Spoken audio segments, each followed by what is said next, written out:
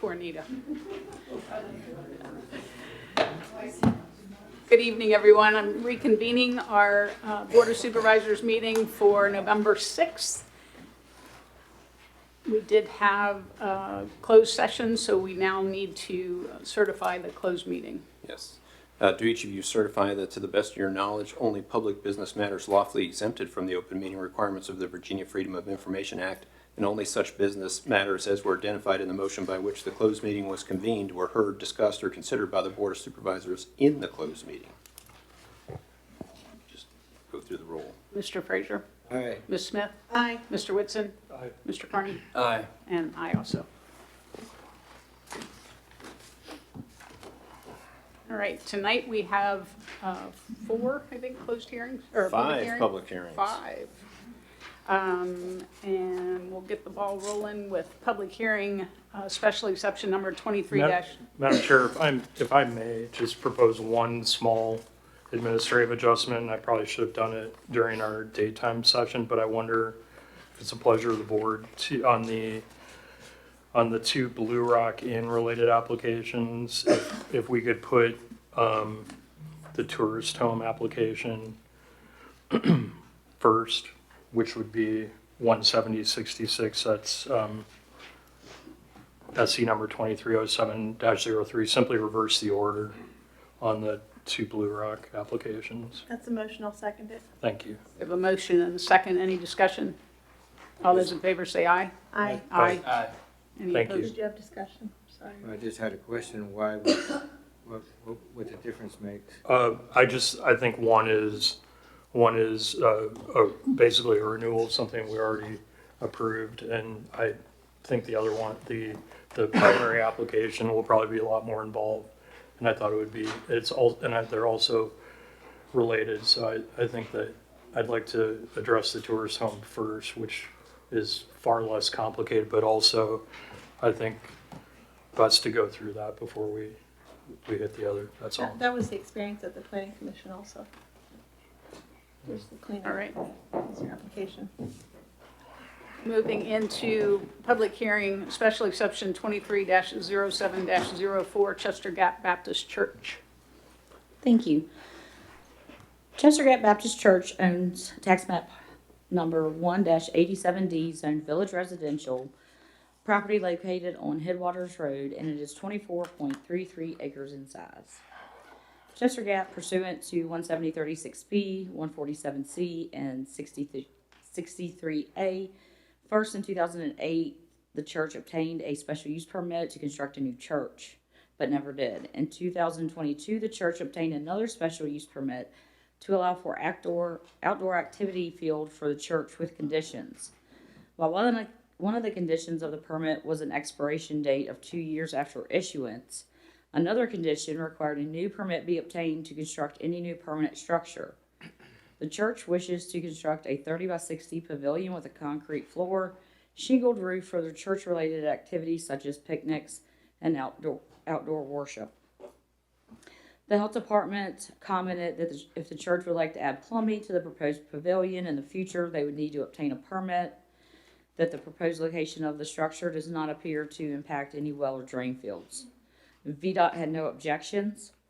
The Planning Commission held a public hearing on September the 20th, in which they recommended approval of the application by a vote of 7-0, with the conditions of 1, 10 events per calendar year, 2, a maximum of 40 cars, 3, an event is defined as greater than 20 people, 4, expires upon the sale of the property, 5, no amplifiers after 10 p.m., 6, any lighting would be downshielded, 7, only outdoor recreation and services are permitted, 8, any new permanent structure will require another special use permit. I will note this does not apply to temporary tents they may use from time to time. 9, compliance with all state and local laws. And 10, that the property is not to be rented out to anyone. The applicants are present here tonight. This permit has been properly advertised as well. Thank you. Madam Chair, if I may, I always like to remind the board of the importance of Rappahannock County Code Section 17047C that states uses which would normally not be allowed in a particular zoning district may be allowed by special permit or special exception because they impose, those permits impose conditions and restrictions on the use in order to make it compatible with the by right uses in that zoning district. And then for 17047G, that a special permit or special exception will only be granted if the applicant can satisfy the requirements of Article 6 of the zoning ordinance and the proposed use is otherwise lawfully permitted, and that the burden is on the applicant to satisfy those requirements. I'll save you and the citizens, me, from reading that 5 times, but let that soak in, and it applies to each of the special exceptions before you tonight.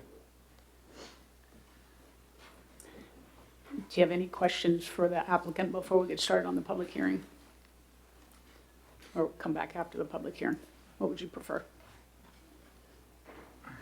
After. Me. Okay. All right, I'm going to go ahead and open the public hearing. Anyone that wishes to speak with regards to this particular item, no other items, please be recognized. And when you come up to the mic, give us your name and what district you live in. I would appreciate it. Anyone wishing to speak?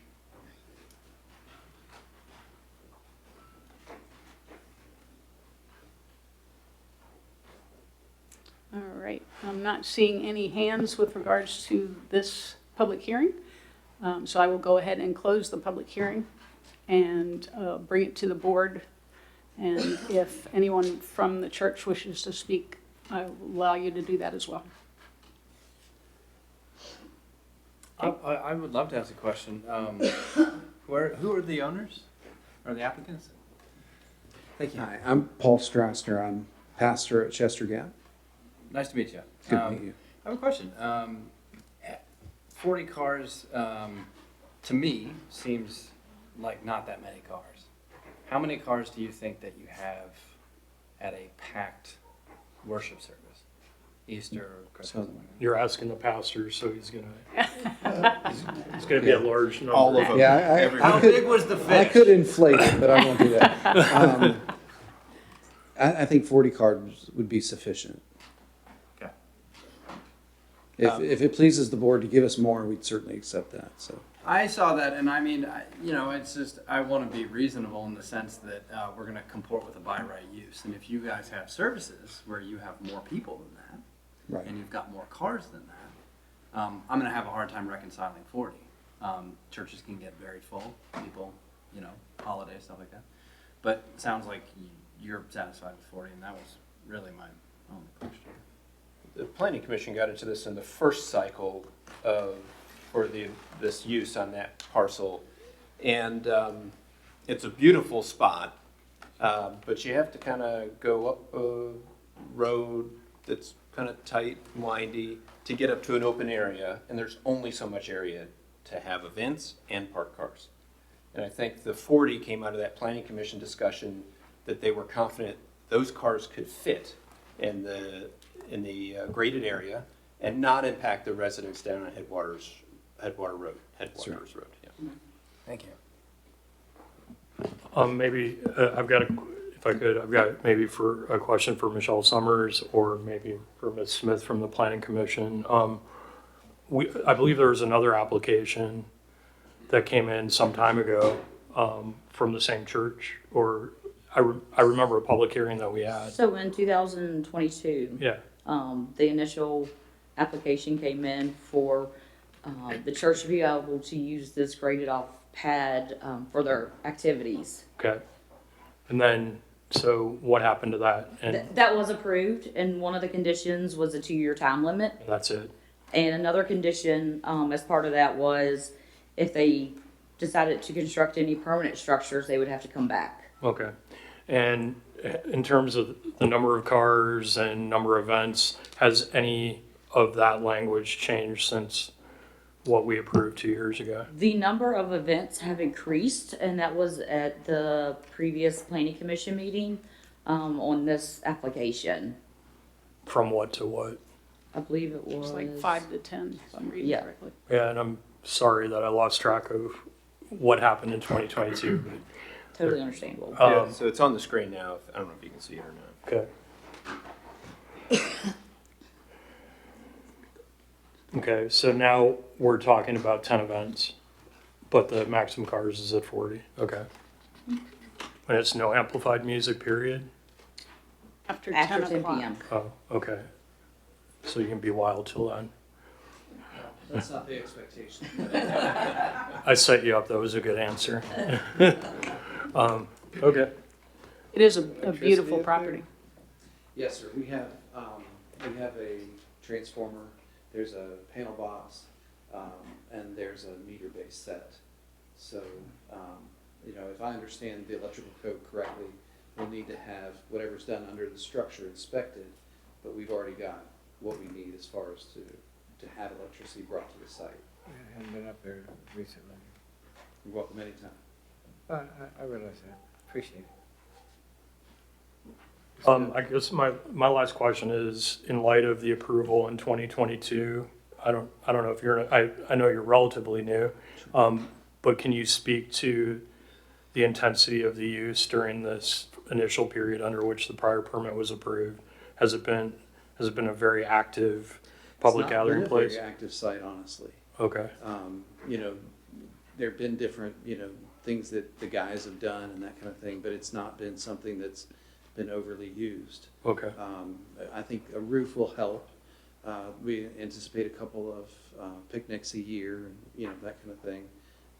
Should somebody ask to borrow it for a birthday party, maybe we could do that. But right now, it's underutilized, I would say. Yeah. Okay. Any other questions? Ms. No, Smith's thank you, already Beth. done. All right. Since this is Chester Gap, I'd like to make a motion to approve special exception 23-07-04 with the conditions that were put forward from the Planning Commission. Is that good enough? If that's the motion, I'll second it. A motion and a second. Any discussion? Hearing none. All those in favor say aye. Aye. Aye. Any Aye. opposed? Thank you. All right. Thank you. Thank you all. Thanks for coming out. Thanks for coming out. You have to stay for the rest of the meeting.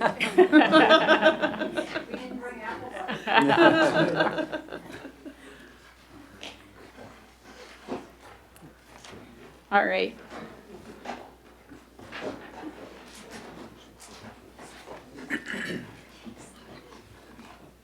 Thank you. Thanks a lot. Thanks Thank for all you you very do up much. there. Have a good Thank you. evening. Good evening. Thanks for coming. Thank you. All right, moving on to public hearing, special exception 23-06-05, Dotson Tourist Home. Mrs. Linda Dotson, who owns property at 37 Bronson Lane, identified by tax map number 3841. The property is owned agricultural. She wishes to use this home as a tourist home pursuant to 170-36E and 170-66K. While this parcel is only 6.9 acres in size, Ms. Dotson does own adjoining and contiguous parcels that combine a total approximately 58 acres. The home is located on a private lane, Bronson Lane, and staff feels the road does meet type 2 road standards from FT Valley to the home itself. The health department commented the existing dwelling is approved for 3-bedroom septic. VDOT had no objections to the request. The Planning Commission held their public hearing on August 16th, in which they tabled the application, and then on September the 20th, they voted to recommend approval by a vote of 7-0 with the following conditions: a maximum of 6 guests and 3 bedrooms, no food service to be offered to renters of the facility. The permit terminates upon sale or transfer of the property, and staff recommended adding a 4th condition because the parcel upon which this use is requested is less than 10 acres in size.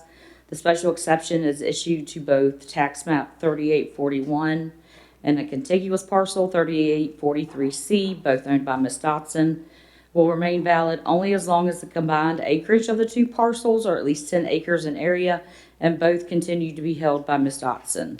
The applicants are present here tonight, Ms. Dotson and her son, and this advertisement was properly noticed.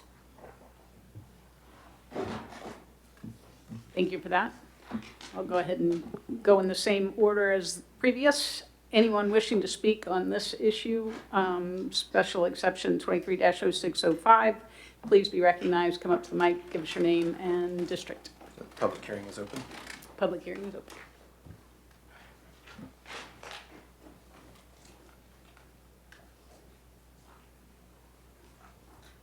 All right. Not seeing any hands. I'll go ahead and close this public hearing. Excuse me, Madam Chair, Yes, sir. we're not opening up to Zoom? No, sir. Why is that? Per the email we received from Mr. Curry that went to all of us. Mr. Curry can't make decisions like that unilaterally, That is correct, sir. so then why are we doing it per his email? The same thing we did during the day session. Yeah, but I'm asking a question now, this is a public hearing. How does a decision he make affect a public hearing that we control? He didn't make a decision. I think he offered to all of us the situation that is being seen in other parts of the state. We can, you can, as chair, you can always cut it off if you have a problem, but if people expect to speak at Zoom, they should be at least offered the opportunity. I will do what the will of the board is, sir. But I think people should have involvement. And you're trying to impose a ruling that was not made or discussed during a public meeting. I would have expected it to come up during the day, I'm sorry. So if anybody else has concern about the public on Zoom, please, let's discuss that now. I'll just say that nowhere in the agenda packet suggests that there is an opportunity to provide input electronically.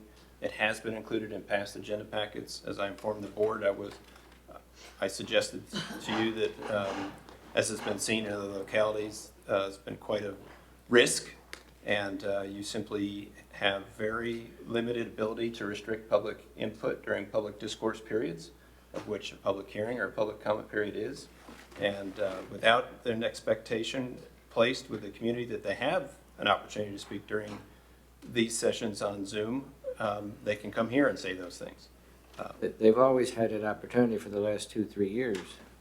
They have, and that expectation has been forecast through the listing on the title page of the board docs agenda, as well as within the public hearing and public comment sections, allowing them to understand how they I might. think somebody missed something I said earlier, but we did not make that decision I don't in know a that a public vote meeting. was. I don't know that a vote was ever taken to To provide comment via Zoom. But as I told the board members during in my email, No, I I think suggested we to did, you. way on back, we did vote to start going Zoom. I suggested to the board that you consider that during a meeting, and that I would leave it to the chair and how she was going to run the meeting. I certainly didn't require, command anything. Is there anyone online that wishes to speak to this application? It may all be mute. All I would, if I may, Yes, sir. I would suggest this. For all these public hearings tonight, let's allow Zoom participation, and on our agenda at the December meeting, let's take it up as an agenda item, the question of whether we're going to allow public comment via electronic means, and then we can vote on it. And discuss it in Makes public. sense to me. I believe that was implied when I said Right. at our next meeting. Right, but I mean, I- then we would be discussing it in public. Right, as I suggested, we put it on the agenda for our December meeting. Right. Right, I think we're on the Sounds same like page. we all agree. Yes, Incredible. it is. All right, Okay. thank you for that. And so I take away my closing of the public hearing. And I'm going to open this up to Zoom. Anyone wishing to speak with regards to this Dodson Tourist Home special exception, please raise your Zoom hand and be recognized.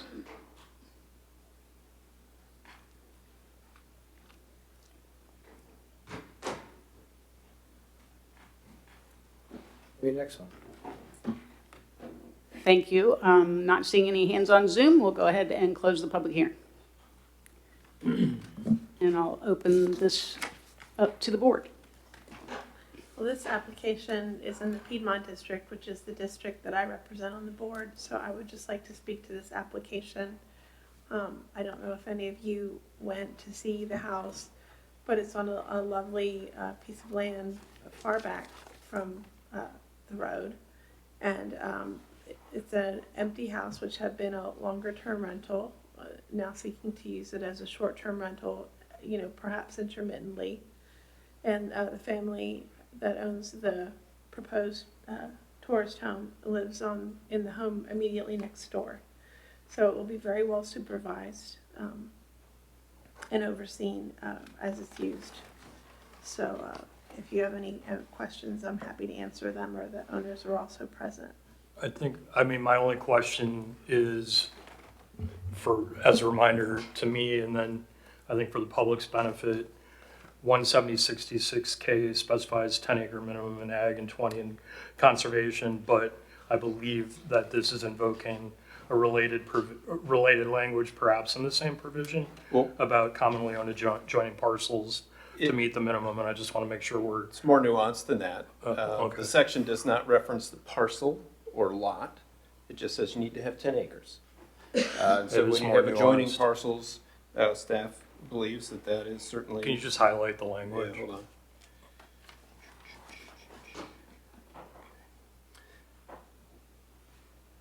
In A and C zones, the minimum acreage requirement for tourist homes and bed and breakfast shall be 10 acres and 20 acres, provided, however, the board can waive the minimum acreage requirement only if the property has frontage on a paved public road that is part of a state primary or secondary system. So it's not subject to a parcel of 10 acres in size or lot 10 or 20 acres in size. But it's the required for a tourist home, which is driving this, because a tourist home application is by a landowner, and therefore, if that landowner can meet the minimum acreage requirement somehow, Right. then it shall be met. Right. Is that, And that is the impetus for Ms. Summers and I suggesting the condition be that this be attached to the two parcels that do exceed 10 acres combined. okay, And they both have to stay owned by the applicant for it to stay. but, and what I like about, so that language that you just showed, which says that we have the discretion to deviate from that minimum acreage requirement, I think this is a good example of where deviation makes sense. And I would just want to say that deviation from the absolute minimum acreage requirement would not make sense. In other words, just because somebody happens to have a 2-acre parcel in ag doesn't mean we would necessarily agree with that, given the importance of a land buffer. But here, the property owner is meeting that minimum. That's the exception we're Good invoking, clarification, yep. I think. It's, I don't deem this to be waiving anything because they have more than 10 acres. It's a condition of the application. okay. If they were at 9.9 acres and on a paved road, and you said, this is the best road frontage I've ever seen, and you have a turn lane for who knows what reason, then this is it makes sense, but. But we're applying, whatever the language was, we're applying discretion. Or was that the word? Or, you pull it up again. I don't want to belabor it. I think it's great. I just want to understand that we're solid here. I need different glasses to see that far away. I keep putting them on, it's not getting it done. Where is it? Better with glasses, but not good. There it is, sorry. You can waive the minimum acreage if they're on a paved road, paved public road. Okay. All right, Well, okay. But I just call your attention, this is very important. They need to have, it's 10 acres or 20 acres in the minimum acreage. It's not the minimum parcel size, it's the minimum acreage. I know. Okay. That's the critical difference for staff's perspective, and of course. But we had a separate application for a separate parcel that was less than 10 acres, so zone ag, that the property owner pointed to that Yes. and said, well, Yes, there are that's right. exceptions. They had no adjoining acreage. The only acreage they had was like 3, and it was on a paved road. And so the board could potentially waive in that situation if there were situations and conditions in place that were extenuating. Right. And I just want to say for the record that land buffer is a key point. Yeah. And as long as we're achieving the placement of a land buffer around this use, it is generally acceptable. any other discussion? If there's no other discussion by the board, I would make a motion that we go ahead and approve this special exception for the Dodson Tourist Home with the conditions recommended by staff and sent up from the Planning Commission. I'll second the motion. We have a motion and a second. Any discussion? Hearing none. All those in favor say aye. Aye. Any opposed? All right. Moving into special exception 23-08-01, Sperryville Old Hollow LLC. Thank you all. Thank you. Thank you. Thanks a Good lot. night. Special exception 230801, Sperryville Old Hollow LLC, represented by Paige Flink, who is here present tonight, owns property located at 487 Old Hollow Road, tax map number 2620B. The parcel is 33.862 acres in size. It's zoned conservation and agricultural. They wish to use an existing home on their property as a 2-bedroom tourist home. The home that they wish to use as a rental was previously approved in 1994 as a family apartment. The health department commented that the dwelling is approved for a 2-bedroom septic. VDOT had no objections. The Planning Commission held a public hearing on September the 20th in which they recommended approval by a vote of 7-0 with the conditions of a maximum of 4 guests and 2 bedrooms, no food service to be offered to the renters of the facility. The permit terminates upon the sale or transfer of the property, and that the property may not be subleased, rented by a third party, or used as a timeshare. Thank you. All right, I'm going to open the public hearing, and anyone wishing to speak, please be recognized. Yes, sir. My name is Rick Lassard, and I'm a resident of Piedmont, proud resident of Piedmont, and I'd like to support this application. I think it's a good one. The only thing I would ask, and I haven't even talked to the applicant about this, is their address in Google Maps, it's hard to get to. So if she could work with Google to, when they put the Google address in, you go to the property. I've been there before and I've tried it, and I, missed it, but it's not a condition that I would request, but I think it's a great addition, and there are great additions to the community. And I used to fish in the trout stream, so I know the property. Thank you very much. Thank you. Anyone else wishing to speak? Not seeing any hands in the courtroom. Anyone on Zoom wishing to speak to this special exception, please raise your Zoom hand.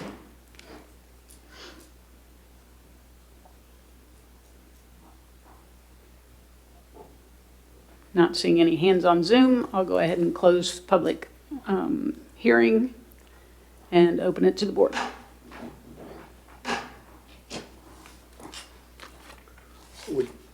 Would you mind reviewing the conditions again? Are they pretty basic?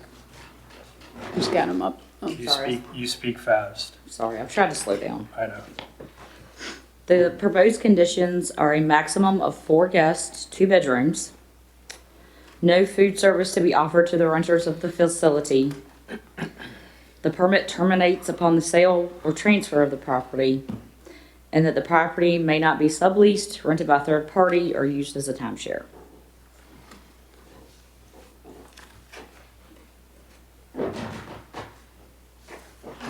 And if people are curious, that last edition of the subleasing has been something that is a recent recommendation of the commissioner to make sure we have that included in applications. excellent.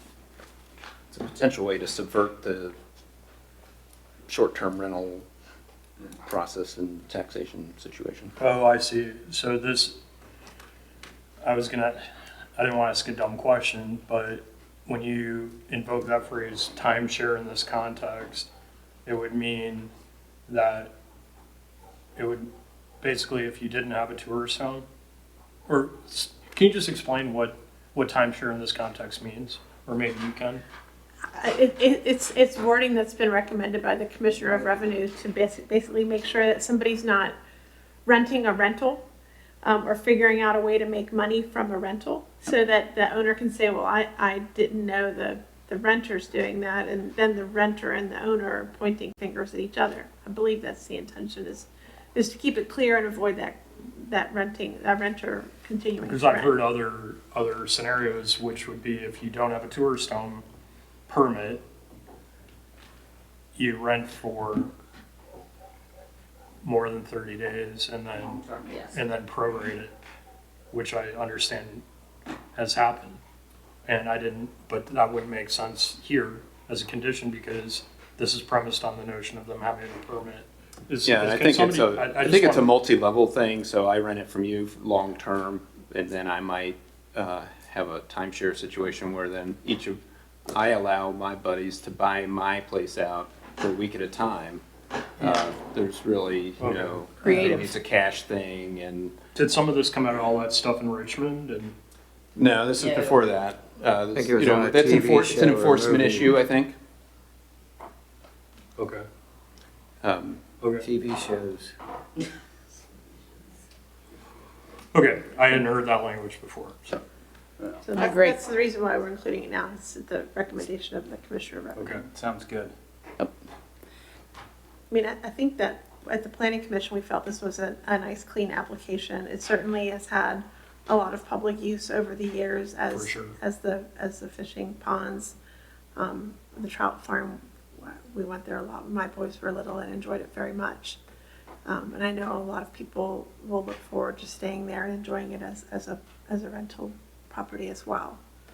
So if there's no other discussion, I would go ahead and make a motion that we approve this application with the recommended conditions set on from the Planning Commission. It seems very low impact, being only 4 people, 2 bedrooms. I'll second your motion. And I'm happy to discuss it further, but I just thought I would do No, that so we can move it along. Yeah. That's what these conditions is proposed. That's correct, with the staff recommended conditions. We have a motion and a second. Any more discussion? Hearing none. All those in favor say aye. Aye. Aye. Aye. Any opposed? Thank you. All right, so we're going into the Thank tourist you. home first. Yeah, it's tourism. Yep. Thank you. Thank you. Next public hearing will be the Blue Rock Inn Tourist Home, 23-07-03. Nick Dowling, on behalf of the Blue Rock Inn, has applied for a special exception to replace a previous permit granted for their tourist home. The property is 79.561 acres in size and it's zoned agricultural. In 2021, a permit was issued to finish the second dwelling on the parcel, as well as a permit for it to be a tourist home. As part of that permit, there was a condition of a 2-year time limit. The applicant is now requesting that that restriction for a time limit be removed permanently. The health department commented that the home is approved for a 7-bedroom septic. VDOT had no objections to the request. It is being served by an existing entrance onto 211. The entrance meets their current private entrance standards and will function as a private entrance, agricultural entrance only, with no other permitted uses. Planning Commission held their public hearing on September the 20th and voted to recommend approval by a vote of 7-0 with the following conditions: a maximum of 10 guests, no food service to be offered to the renters of the facility, the permit terminates upon the sale or transfer of the property, no commercial signs. In the event the parcel size changes that is greater than 10 acres, the permit is still valid. Can you clarify the last one? So in the event the parcel size changes, so in the future, if there's a boundary line adjustment or division or anything that may be far off in the future, as long as this home sits on at least 10 acres, that this tourist home permit would still be valid. Because it's zoned ag. Correct. Okay. All right. At this time, anyone wishing to speak with Blue Rock Inn Tourist Home, please be recognized and come up. Public hearing's open. Yes, sir. Sorry. Rick Lassard again, Piedmont District. I would like to support this. I've supported this in the past. When I was at the Planning Commission, I was out of town, but I think my we've been here since '88. My sister had her reception at the old Blue Rock. My niece was married at the Blue Rock. I've been going to the Blue Rock since it opened and was operated by the group out of Alexandria. And so I live a mile from the Blue Rock, and I think this is a great addition to our community and hope you all can support it. Thank you. Thank you. Anyone else in the courtroom? I'm not sure what It's the This- tourist home. This is Tourist the home at Blue That's the Rock. one that most directly affects you. So that, Next to the. yeah, the, It's not the expansion and the. no, this is the first, so we put this first, right, because I figured that'd be, Comes there. right, yeah. It's kind of, yeah. All right, not seeing any hands in the courtroom. Anyone on Zoom wishing to speak to this, please raise your Zoom hand.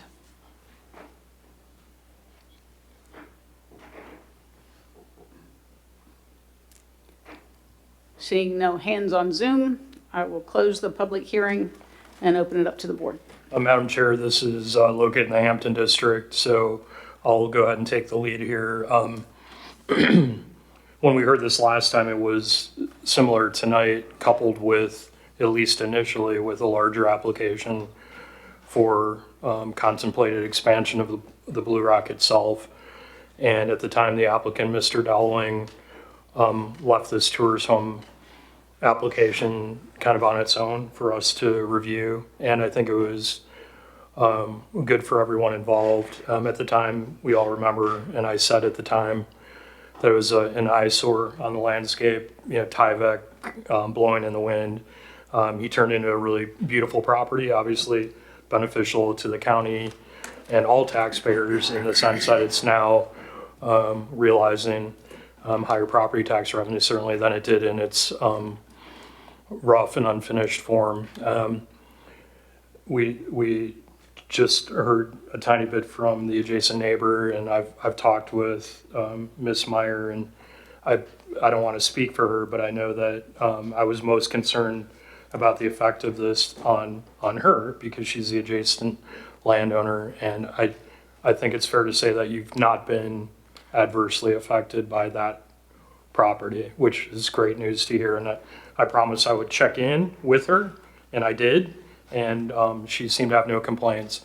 Since we approved it, it's sort of been in a probationary period. I know that there might have been some passing complaints about lighting, and I understand from Mr. Dowling that that's been addressed with motion detector lights so that neighbors upslope are not inundated with those lights. So I think it's a good indication of his effort to do right by the neighbors. And so with that, I'll go ahead and move that we approve this special exception 23-07-03. And again, this is the tourist home application, tax map 28-48, with those same conditions that the Planning Commission recommended to us. And I think most importantly, and I want to emphasize this, for me, the condition that this permit would not convey with the property, so to speak, that it goes with the owner is important, because I think Mr. Dowling has demonstrated to his neighbors and to county government in this particular case that he's been trying to do the right thing. And so I think it's important to stick with him. Okay. We have a motion. Do I have a second? If that's the motion, I'll second it. A motion and a second. Discussion? We did also ask staff at the planning commission level if there had been any complaints lodged in the tourist home usage of this home, and there had not been any complaints registered. One question I have is the 10 maximum guests when it's approved for a 7-bedroom from the health department? That's a code-based restriction. You get bigger than that, you're starting to turn into inns and hotels and all kinds of stuff. Yes. All right. 10's the limit. And it's rented in its entirety. That's also part of the definition. All right, we have a motion and a second. All those in favor say aye. Aye. Aye. Aye. Any opposed? Thank you. Public hearing, special exception 23-07-02. I try to go really slow, okay? You're not able to. You're from Page County and you speak fast. I do. This special exception 230702, this is, the applicant is Nick Dowling on behalf again of the Blue Rock Inn. They've applied for a special exception to replace the previous permits granted over the years, back in 87 and 92. It is proposed to amend the permits for the Country Inn per 17036D, 17065E. The property is 79.51 acres in size and it's zoned agricultural. The request to amend the permit is to increase the number of rooms for overnight accommodations, to construct a banquet facility, and to move the caretaker cottage. First, it is proposed to increase accommodations to 19 rooms, accommodating no more than 38 overnight guests. Rather than operating in one overly large hotel-like structure, it is proposed the rooms would be accommodated in 3 separate structures with 5 rooms in each, along with the 4 rooms in the original inn. This would be phased over time as needed. Second, to construct a separate banquet facility elsewhere on the property for up to 200 guests, not to exceed an average of 1 to 2 events per week. Finally, it is proposed to remove the existing manager caretaker cottage and replace it elsewhere on the property to provide a home for the inn's property manager and or owner. VDOT commented that they have no objections, provided that the main entrance with the existing right turn lane and commercial entrance function as the main egress for all activities spelled out in the application. The health department commented that the inn is currently permitted to operate a B&B with 5 rooms. In addition, the inn has a full-service restaurant with a VDH permitted kitchen. As far as the proposed detached structures, the owner will need to obtain permits. The proposed special event barn banquet facility has been approved for a septic system with conditions that have been included in your packet. The Planning Commission held their public hearing on this application on September the 20th and continued it until October the 18th. At that time, at the September meeting, they had requested additional information such as visual illustrations of the structures and parking and traffic flow. They did receive that, and at their October 18th meeting, they recommended approval of the permit by a vote of 6 to 1. If the board is inclined to approve the permit, staff would recommend the following conditions. The Country Inn and associated event venues shall be developed principally in accord with the site plan included as part of the application package. The Rappahannock County Public School cross-country team reserves the continued right to utilize the perimeter of the property. Events held on the property should not exceed 200 guests. This is an aggregated number of guests for events on property that might be held in different structures at the time. Amplified outdoor music is prohibited. Non-amplified outdoor music must cease at 10 p.m. The maximum number of overnight guests shall not exceed 38. And the maximum number of guest rooms shall not exceed 19. Authority to have a 50-seat restaurant as approved with previous special use permit remains in place. Exterior lighting in excess of 60 watts shall be downshielded so the light source is not visible from adjacent properties. The caretaker cottage may be removed and constructed in a different location on the same lot as the Country Inn for the residential accommodations of the manager or owner. It shall not be rented to others. The use of Christmas Tree Lane shall be restricted for non-commercial uses only. Access to the caretaker cottage is an acceptable use. The approval to allow a second dwelling on the parcel remains, which is the tourist home, as does the prohibition against using it for commercial uses, except that the commercial restriction is modified to allow the use of the second home as a tourist home as long as there's a separate valid special exception permit. The health department requested conditions for the banquet event barn. The structure may have a warming kitchen only for use by caterers. There shall be no food preparation or cleanup performed on site.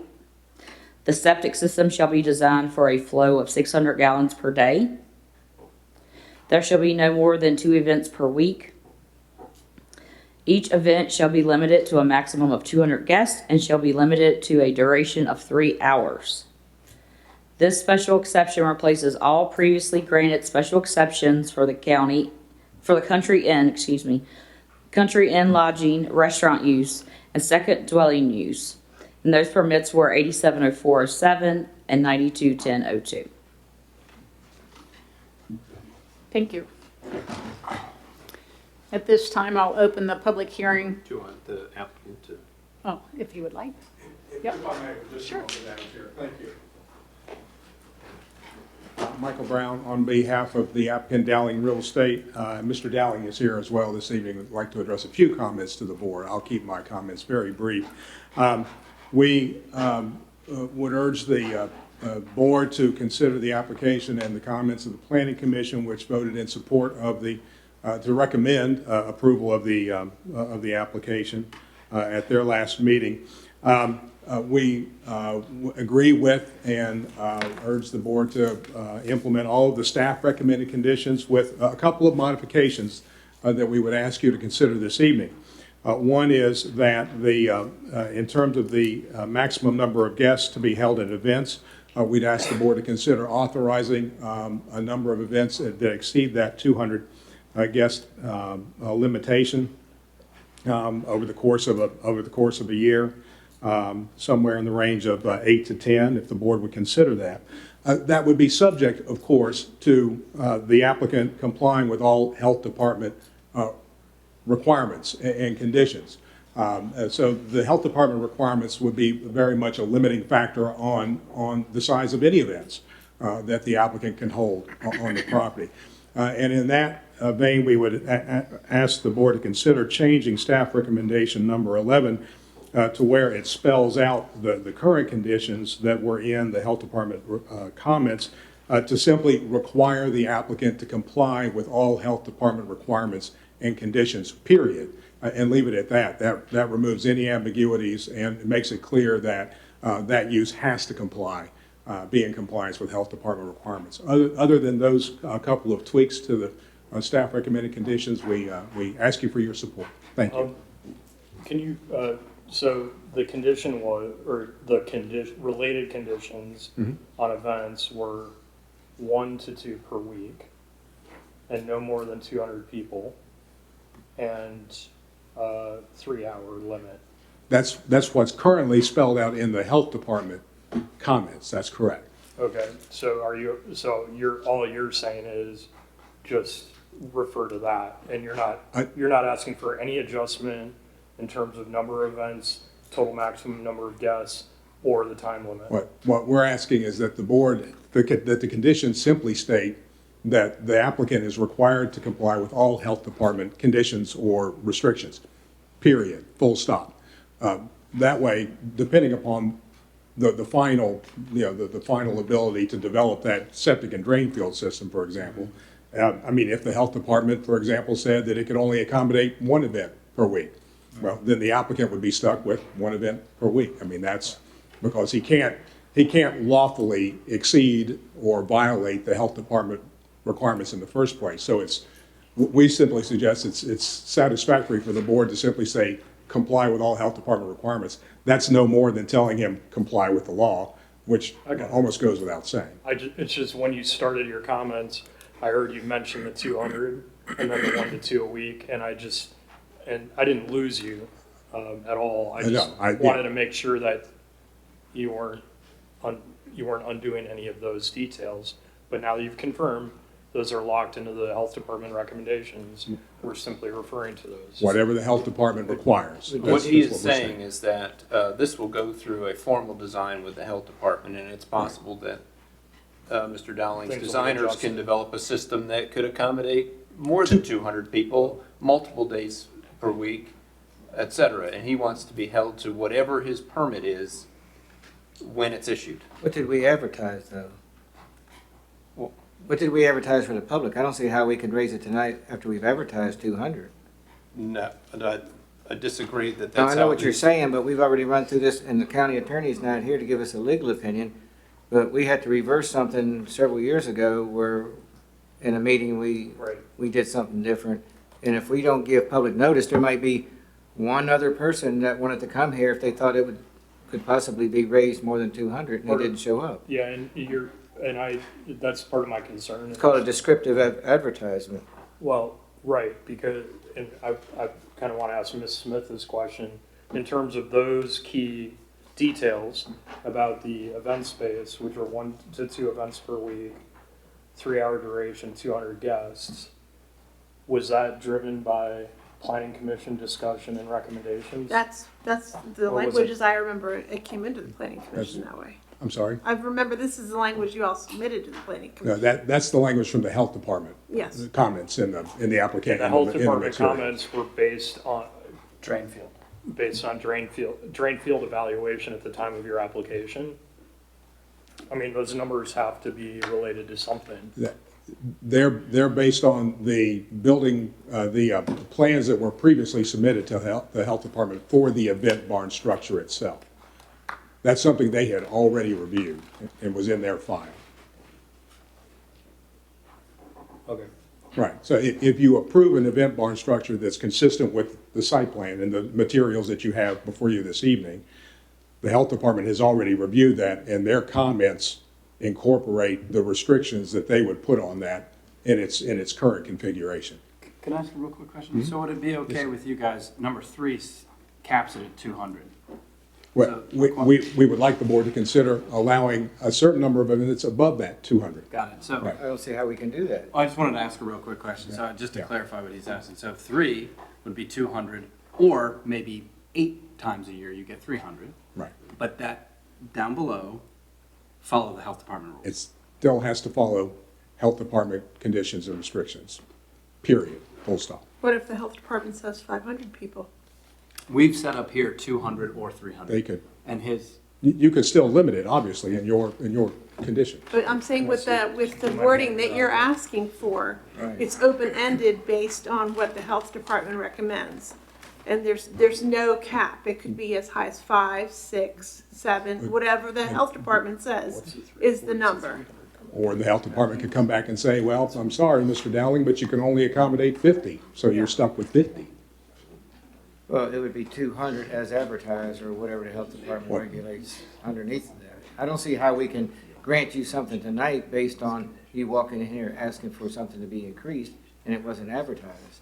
No, I don't think that number appeared in the advertisement. I'd have to look at it, It Mr. did not. Well, if this Frazier. staff report, but this staff report was published prior to this meeting, wasn't it? I think, Well, I don't believe you have your case law correct on this. Well, it doesn't matter.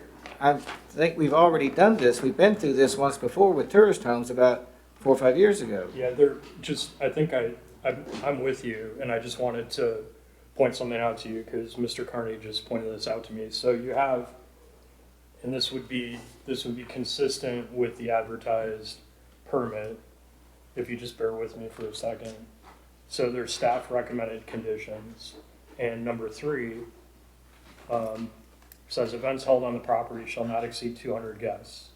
This is an aggregate number of guests for events on property that might be held in different structures at the same time. So that's been advertised, and that's in our discretion to retain that. I mean, that would, if we wish. And then toward the end, you see number 11, which, and this is where I wasn't clear, and I don't know, my lack of clarity, Mr. Frazier, is the same as yours, but in case they are the same, if we're coming from the same place, the health department under 11 has these second recommendations, but it seems that, and I think this is Mr. Carney's point, we can still retain control by the earlier condition, however. Yeah. that's what Mr. Brown Yeah. said, yeah. Yeah, and all Mr. Brown is saying You is clearly can, yes. that 11 simply takes out the details. Just It those says- bullet pointed details, so okay. that ultimately he has to Yeah. comply with whatever the health department. Whatever the health department says, Right. but I think current condition number 3, that's in our ability to decide what, if any, event space use should look like. Yes, yes. Thank you. Okay. Yes. and Mr. Fair, I don't know if that, because in my mind, it was all wrapped together, but in fact, the health department It's bullet not to points are exceed. separate. Yeah, thanks. Good team effort. Teamwork. Okay. Yes, sir. If I can, Nick Dowling, owner of the Blue Rock. I just wanted to say briefly, first, thanks for your time tonight. The real purpose of this permit is to do two things. One is to focus on why we bought the Blue Rock and what we feel special about the Blue Rock, and that is to preserve the beauty of this property and this valley.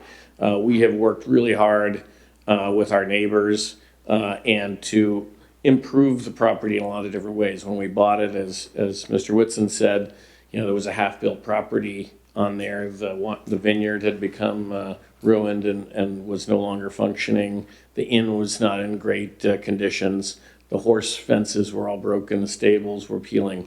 We've invested a lot in the property to really make it look a lot better and to fix things. We've replanted the vineyard and are planting even more grapes for next year, repainted the stables, put new fences in. We continue to invest in the property, and we're trying to make choices to really preserve the beauty of that place. And that was a lot of the design and the thoughtfulness that we put into sort of where we wanted to put buildings and what we wanted to do with it. For example, the new inn buildings that we're proposing are in the same place that there was a barn that was about to fall down. You guys may remember it. It was a red barn, and it was one that's safe, so we had to tear that one down pretty quickly. But the new buildings we're putting up there, which will be agricultural, will be right in the same location. So we're really trying to do that, and I think hopefully folks see that we're trying to do things the right way at Blue Rock. The second purpose of the permit really is to make sure that we are economically viable in the future, that we can continue to maintain the Blue Rock. All of you know that the Blue Rock's been in business for, I think, about 40 years as an inn and a restaurant and doing events and other sorts of things, but it's also sort of had its ups and downs and different iterations. And the reality of it is hard to run a business where it's only about 2 nights a week that folks are going to come out and have dinner there or want to stay there.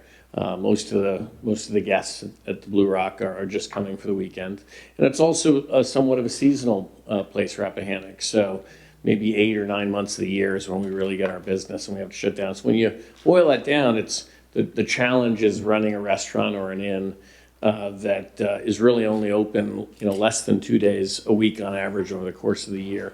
And that's a challenge. And it's particularly a challenge, with only 5 rooms in the inn and the other limitations. So what we're trying to do is balance those two things. We're trying to really improve the beauty, be thoughtful about the neighbor and so forth, but also make sure that there's an economic basis to continue to maintain this property, to make it safe, to make it beautiful. And so I just wanted to throw that out there in terms of that's what our intent is. I am wondering about the 3-hour limit on events, if that was how that got, And that was the health department. again. And so anytime you have an event space and a septic system, you then have to consider how you're going to dose that into a drain field later. So you collect a bunch of material and then over the next week you gradually dose it out into a system. So they're doing some math on how they think that's going to work. Of course, there's engineering solutions to how much do you want to pay, and you can fit more people. That was such an elegant engineer phrase description of anyone. I didn't even feel it. I see. Collect and whatever you said. Yes, I sir. have questions. I have several questions about the water. I don't see anywhere on here, maybe I missed it, but I don't see what the wells produce. Do you have any information on that? All of that information was, Where I'm coming from, this was first approved prior to 1996. In 1996, the Board of Supervisors put something in the zoning ordinance to require, they could require a 48-hour pump down to prove that the water producing, facilities on the site, whatever it was, could produce X number of gallons in a drawdown test, and it did not affect the neighboring wells. And I don't see what these wells produce at all. We had all of that information before the planning commission, Mr. Frazier. But I'm not the planning commission, I'm Right. on the board of supervisors, and I don't see how much water this is gonna use. And you're asking us to approve this thing, and I don't have any idea what the wells produce. We did submit that at the planning commission meeting. I'm sorry if it didn't get in the board's. Is there a reason why we don't have it here? Materials. In fact, I had I'd be glad to Farmhouse give is you on this, there. Mr. Frazier. I had a handout that we gave out at the, I believe it was the October Planning Commission meeting that addressed specifically on page 2, because that was a question that a couple of the Planning Commission members had asked. I know Mr. Atkins had asked about that, and Mr. Sisk may have asked about that as well. So we produced that information in response to their, specifically in response to their questions. And I'll try and find it. That's my only copy that I had with me this evening, but I'll try and find my other copy in my materials. Anybody else wanna look at this? No, but I do have a question for either Mr. Brown or Mr. Dowling. Did the health department, are you restricted where you're looking to put your drain field to a 600 gallon per day drain field, or do you have more space? Or do you not know?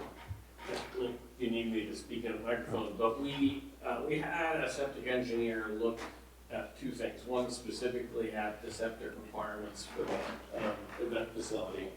And that, the health department's recommendations are based on that.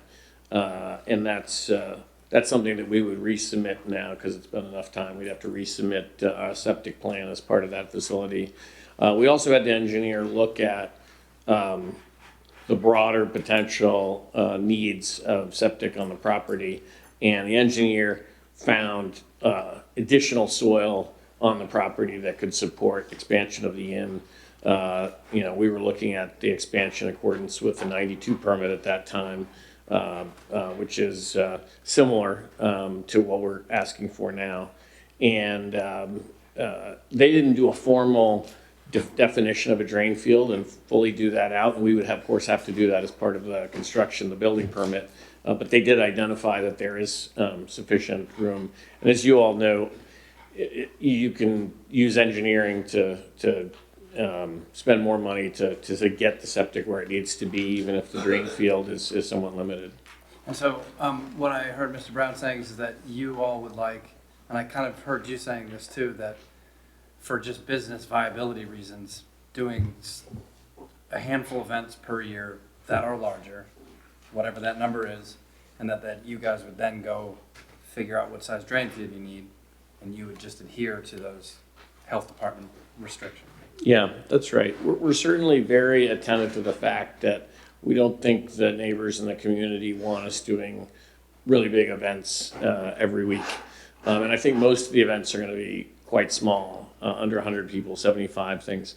But there are occasionally folks who really are looking for a larger event, a wedding with 250 guests, say, things like that. So we'd like a very limited number of ability to do that. And of course, we would have to do it in accordance with health department guidelines.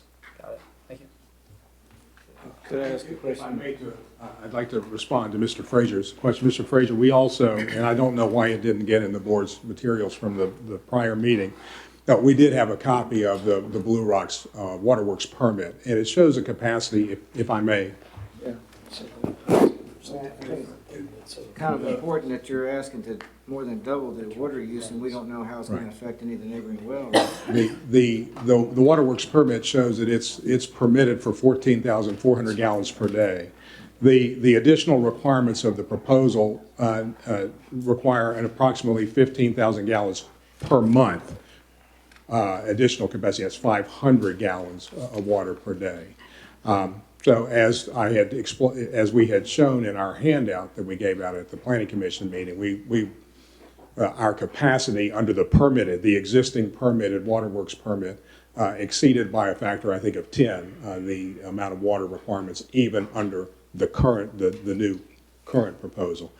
We had also given some information to the Planning Commission about the capacity of some of the other, for comparison purposes, some of the other facilities in the area such as, I mean, because understanding that some of that information isn't publicly available, we had given information related to the consumption at the high school, for example, and the elementary school, which was available.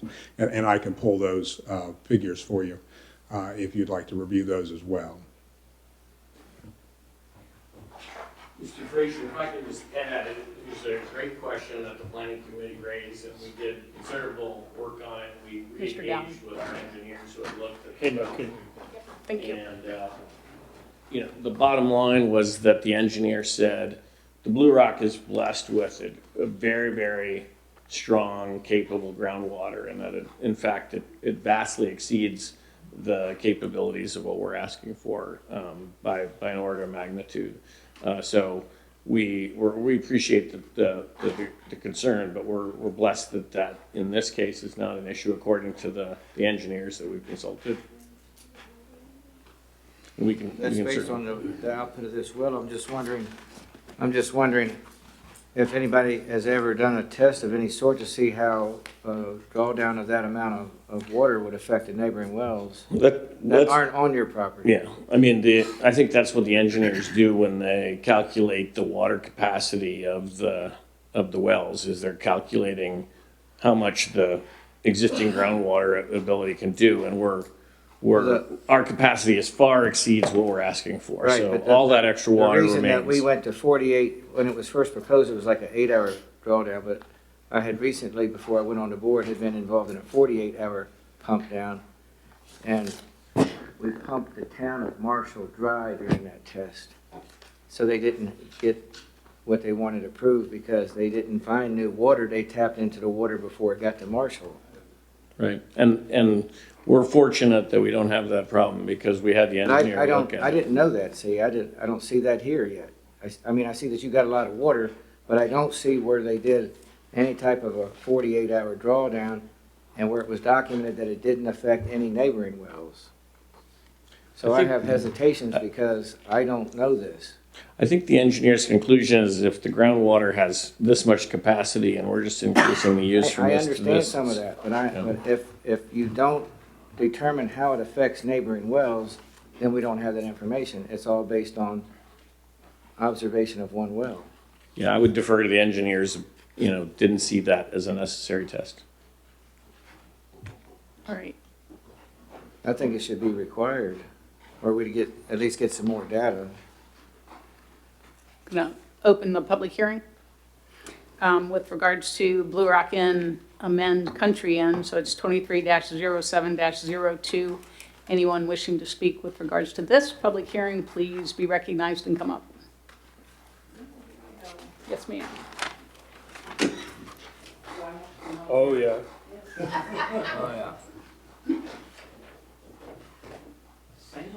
Hey, Pud, thanks for your service to the school board. You retire tomorrow, and you have, 2 more meetings? Anyway, thank you for your service. Thank you. I'm the neighbor, and I don't care to be serenaded every weekend for the rest of my life, which is a possibility with 200 people in an event center. It's agricultural, and he has made some improvements, but that's to the betterment of the property, not necessarily me, and I didn't notice the torn down fences or anything. However, he's asking to have this event center. If he wants to improve the inn and have more people, I have no objection, but I do have an objection to a possibility of every Saturday and Sunday or Friday and Saturday having 200 people. And even if it's not amplified, the noise comes to me. And I don't have much sympathy because he bought it as an agricultural area. And I don't see too much connection to agricultural and an event center and an agricultural district. So, and I certainly don't want him to have 300 to 400 or 500 people 4 times a year. That's it. Thank you. Thank you, Pud.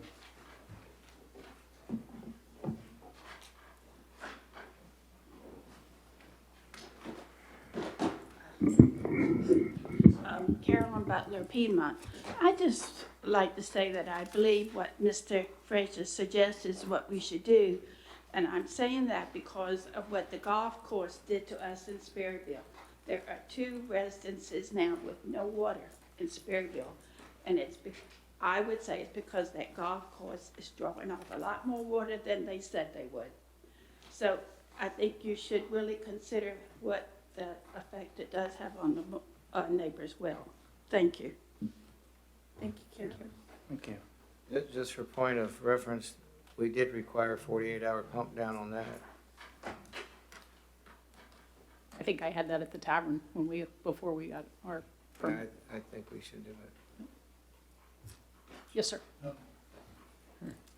Rick Lassard again, Piedmont. One thing that has nothing to do with this. I want to thank all of you for being on the board. It's a job that I don't think I could ever do, and I appreciate your service. So I just wanted to say that before we ended. I am in support of this application.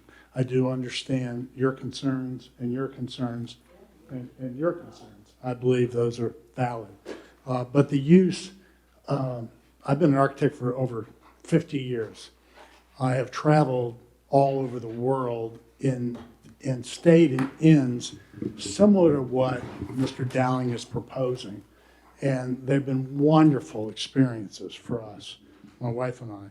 So I think that we have one of the most beautiful counties in the world, which I wouldn't want to affect negatively in any way. But we have around us in Fauquier over 20 wedding venue type facilities, which we don't really have anything permanent in the county. That's a permanent building. Everything we have put up in most cases have been tents to accommodate this many people, with St. John's as a place where people would go to the bathroom. I think that's been terrible, and we should try to resolve that. And we should, it's not a competition, but we have competition with Fauquier, Loudoun, Culpeper that have built facilities for not just wedding venues, but anything like the Taste of Rappahannock. We've had it in the barn at Cliff Miller's house with, again, St. John's outside and things like that. So even Cliff Miller's barn has only had 220 people, and they're asking for 200.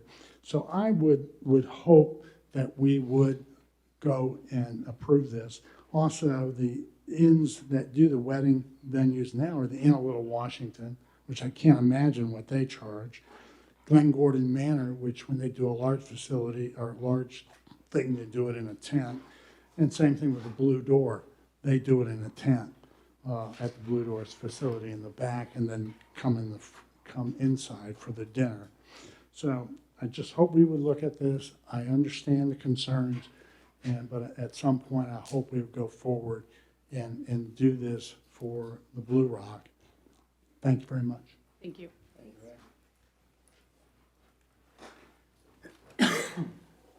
Yes, sir.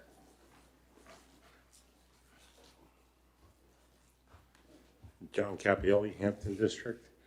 Again, I came this evening because there's no television commercials. I didn't mean to speak on this, but it sounds obvious. This county prides itself on lack of a noise ordinance.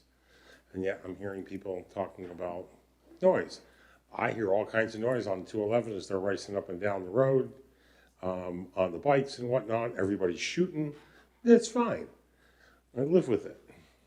So if you don't really like that, move.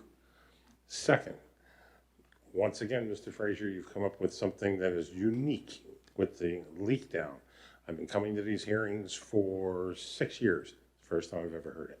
And I also heard somebody say it's not a requirement. It's a suggestion, but it's not a requirement. So to hang this thing up again over a suggestion, when if you just take the time to read the report, which I actually happen to do because I have an ulterior motive behind that. The engineers at 17,000 gallons a day in usage is more than enough capacity. That's it.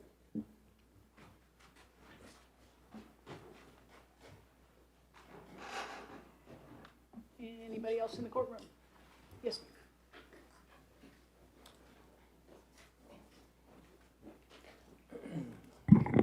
I'm Carolyn Beam, and I'm from Piedmont, and I've worked at Blue Rock. I knew the people who lived there before the Blue Rock was ever opened. I worked for 3 owners, the people who did the vineyard, so forth. And I think it's a great suggestion what you said with the well and the water, because right now we're not getting really any rain at all. And I think that's something that really needs to be addressed.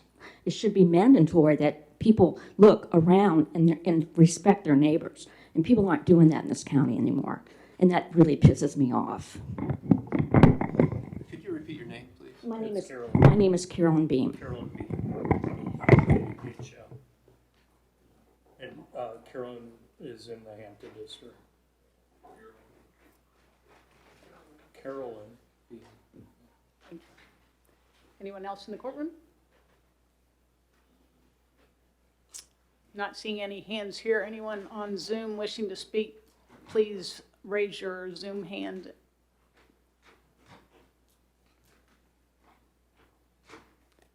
We have one. Ms. Shioko. Yep. She's still, there we go. Ms. Barsky, go ahead. Yeah, hello. Good evening, Yoko Barsky from Hampton District. First of all, Mr. Frazier, thank you very much for bringing out the issue on the water. It's also a big concern. We're on the same side of the mountain as a Blue Rock. One thing the health department does not mention in their report is also the swimming pool. How this water is obtained and then discharged with chemicals. I don't know why the health department did not see that, but I would certainly like to see how the swimming pool water will be treated. Now, also, I think that they are concerned about the view shed and the views from different areas. But one of the things is also the view from upper part of the property or the neighbors above the Blue Rock.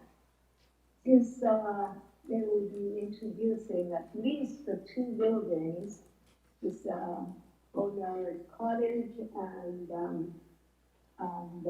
big barn. Barn itself should not be a problem for agricultural area. But it was a couple hundred people roaming around and going in and out. Can be a totally different scene as a rural agricultural scene. I would like to also ask, so planting trees to cover some of these things on the upper side of the property. Thank you very much. Thank you. Thank you. Anyone else on Zoom wishing to speak? That's just some water information. Not seeing any hands on Zoom, I'll go ahead and close the public hearing. Point of order, Madam Chair, under the hydrogeologic testing, that's 14721, subsection D, and let's see, maybe I've got it wrong. That's a chapter for subdivision. Well, but it says on any commercial use extracting more than 10,000 gallons a day. Only applies to subdivisions. No, it doesn't. It says any commercial use, how can that be a subdivision? Just telling you how your code is organized. This is what we designed it for this particular purpose. I don't dispute that you could require certain conditions on special exception to ensure that it's compatible with the uses in the area. do not believe you can apply the subdivision ordinance to a special exception. Well, Do you want to just finish? it's probably in 170 as well. It is not. For what it's worth, Mr. Frazier, members of the board, the expected capacity at the increased level is 15,000 gallons per month. So if you're looking at something again, admittedly in a separate section of the Rappahannock County Code that limits usage to 10,000, not more than 10,000 per day, we're below that by Well, a factor of still, quite a few. you are more than doubling the proposed use, and I think that it should be done because we did it with the golf course up there. And if the board believes that it's appropriate to include another condition that requires a drawdown test and that the proposed use does not exceed the results of that drawdown test, I mean, we'd be glad for the board to consider that. We feel like the groundwater issue is not going to be an issue. We'd be glad to have the board include a condition to that effect and satisfy any concern in that regard. Well, there we have it. If you're willing to do it, I think we should make that a condition. Is the public hearing still? We closed it. We did.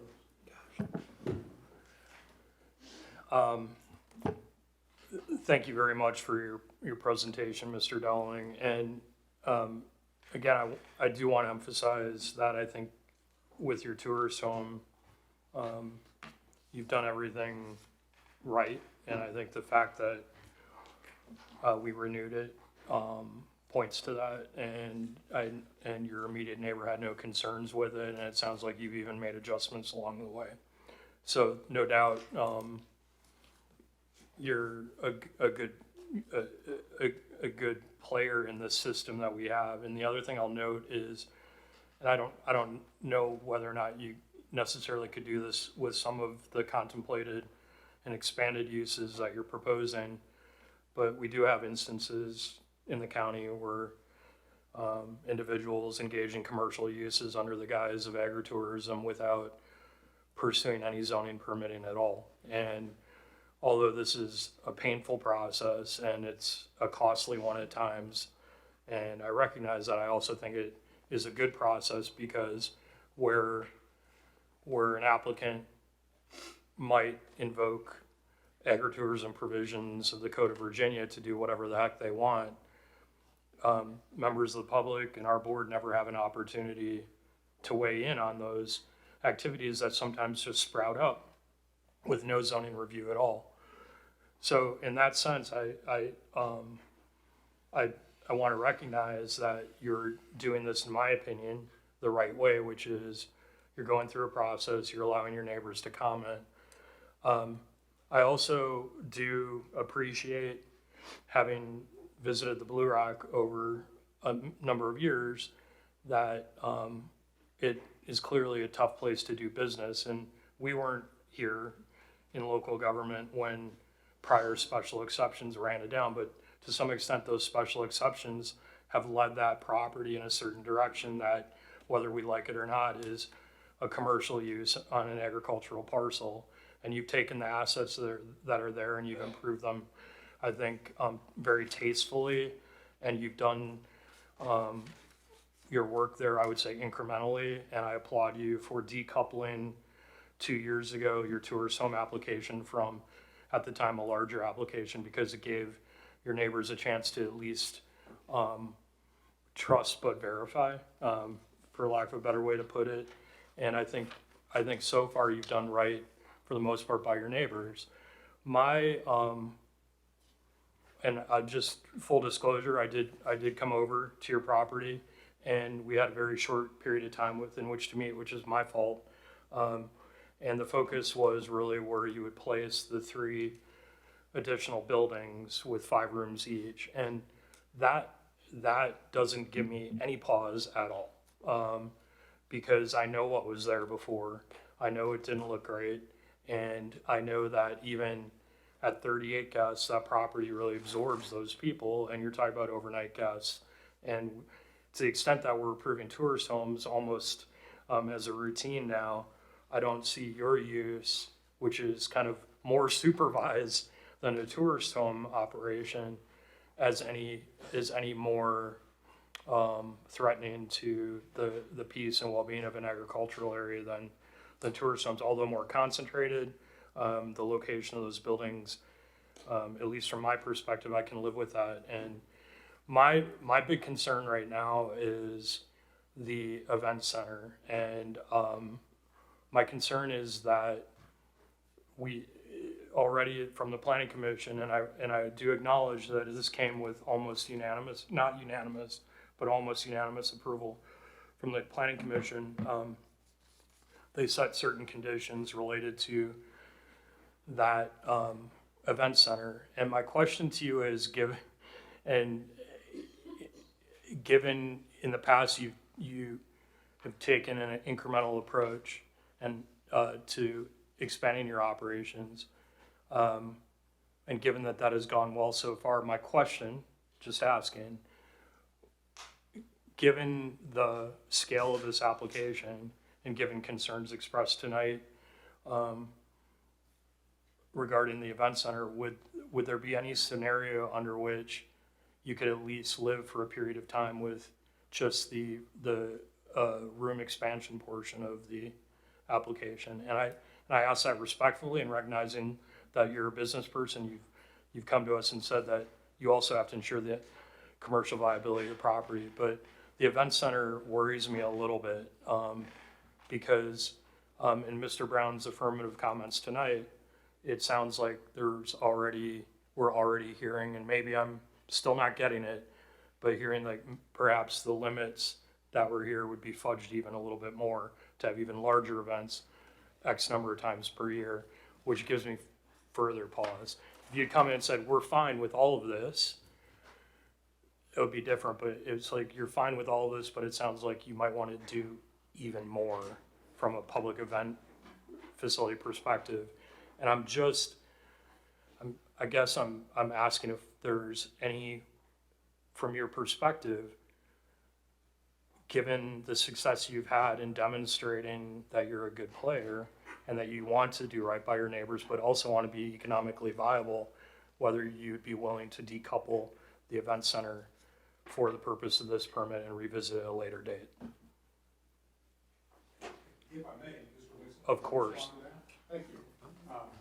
It seems to me that if what you're talking about is predicated on the idea that Mr. Dowling has demonstrated that he's a good corporate citizen and somebody who cares about the county, it seems to me that the appropriate way to test that would be for this board to grant some form of event barn. We prefer the term event barn to event center.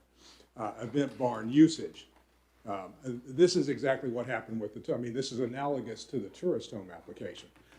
This board saw fit to grant Mr. Dowling the opportunity to demonstrate that he could run that tourist home responsibly, have it not be impactful on his neighbors.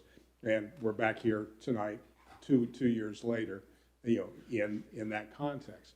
So what I'd ask the board to consider, and I haven't spoken with my client, this is coming up often, but I think it would be fair, in light of your comments, for this board to consider approving some form of use of that event center tonight and allow Mr. Dowling to demonstrate, as you indicate, that he's a good corporate citizen, that he can implement those plans in a responsible manner with the least impact on his neighbors.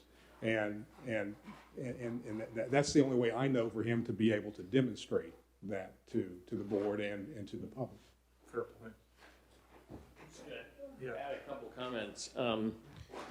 As I said at the outset, we're not just trying to ask for the moon here. What we're trying to do is calculate what we need to do in order to sort of have Blue Rock be able to thrive. And by thrive, we mean stay in business, continue to be a first-class operation, and continue to improve the property. For example, I'd love to be able to improve the polo arena, which is sort of sitting in a semi, disrepaired state right now. There's still some of the horse fences that need repairs, and we've had, when the horse fences get out of repair, you get the risk of a horse getting away and the safety issues with that. So there's a lot of different areas that a property of that size requires to do it. And that's, the event center is part of that. I would also just add the events. This property's had events for a long time, so it's not a new use we're asking for. We're asking for this to be codified so that we can build a facility, a first-class facility. With regards to the request to do a few events a year that are bigger,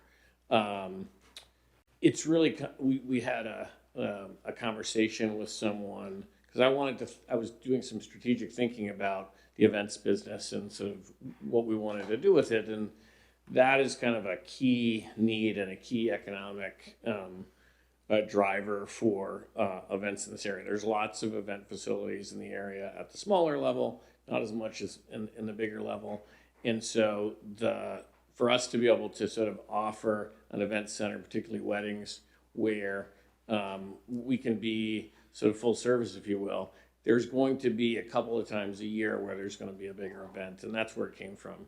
But obviously, kind of along the lines of what Mr. Brown said, maybe it makes sense to start smaller and move bigger, but the intent of the proposal is really to enable Blue Rock to continue to thrive economically so that we can continue to maintain it. Because right now, frankly, we're losing money, and it's not a sustainable operation. Thank you. I don't know if I just, the event center side of the application gives me pause, but I'd like to maybe hear from others on our board to see if I'm alone in this regard. I don't know if since you have thought about this strategically, if you have in mind some sort of different configuration of number of events, number of people, frequency, etc., that would be workable. But I'm really just, it seems like a lot all at once, and I'm mindful of the public comments we've heard tonight and other comments from folks. I'm not trying too much more to add, other than we anticipate that most events are going to be smaller, under 150 people, probably a lot of them under 100 people. So it's about the sort of a few times a year, the larger events is what we're seeking so that we can be flexible to people who want to do something that's bigger.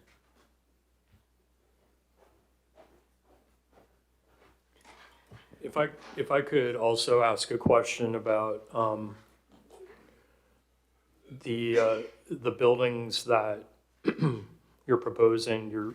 My understanding is based on our discussions, you're proposing to reduce the rooms in the main inn building from 5 to 4, and then the 3 buildings in that area next to the driveway would have 15, so 19 total.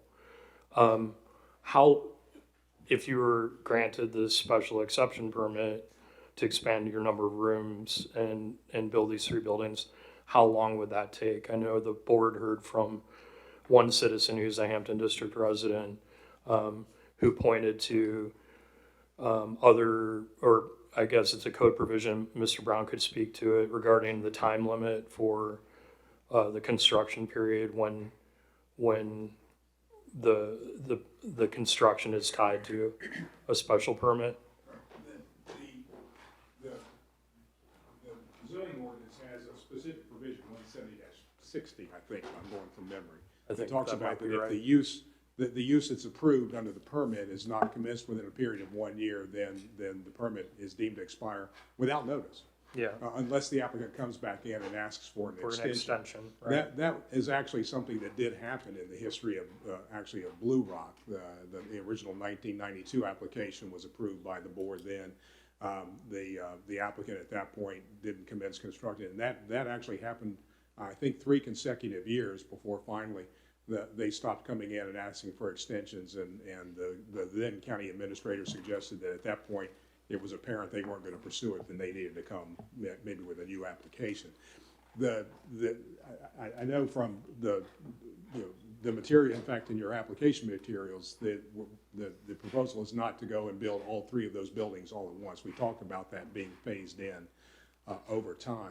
So my position would be that if the use is, the use that's authorized, which is up to 15 rooms and 3 buildings, if that's commenced so that one of those buildings is constructed within that 1 year period, that satisfies that condition of 170-60. You're saying completion or initiation of construction, or you're saying completion? Initiate the code section, I believe, speaks in terms of being commenced, initiated. And you're saying 170-60? I think it's 170-60. Sounds right.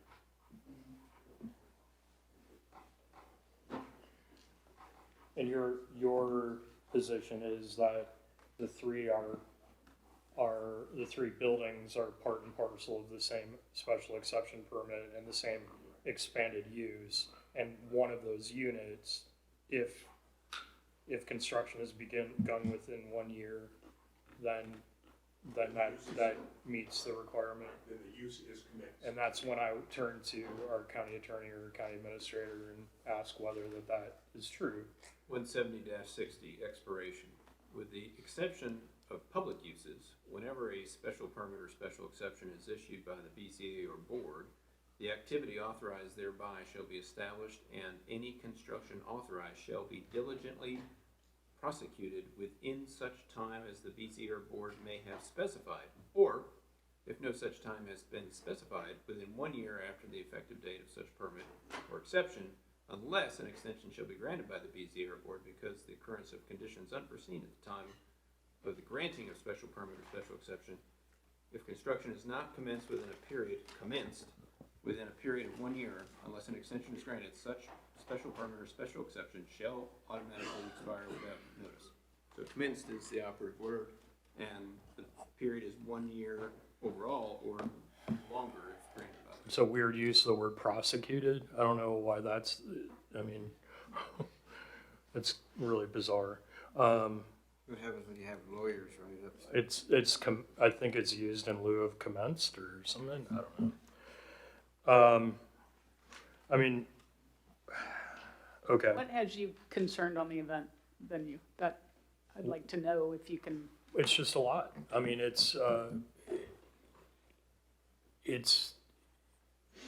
think the placement of the event center, the fact that it's permanent, the fact that it's up to 200 people, and maybe sometimes during the year more than 200 people, 1 to 2 times a week, just strikes me as a lot. And I wasn't on this board when we looked at I think Mr. Lessard mentioned the Miller Dairy Barn as a comparative example.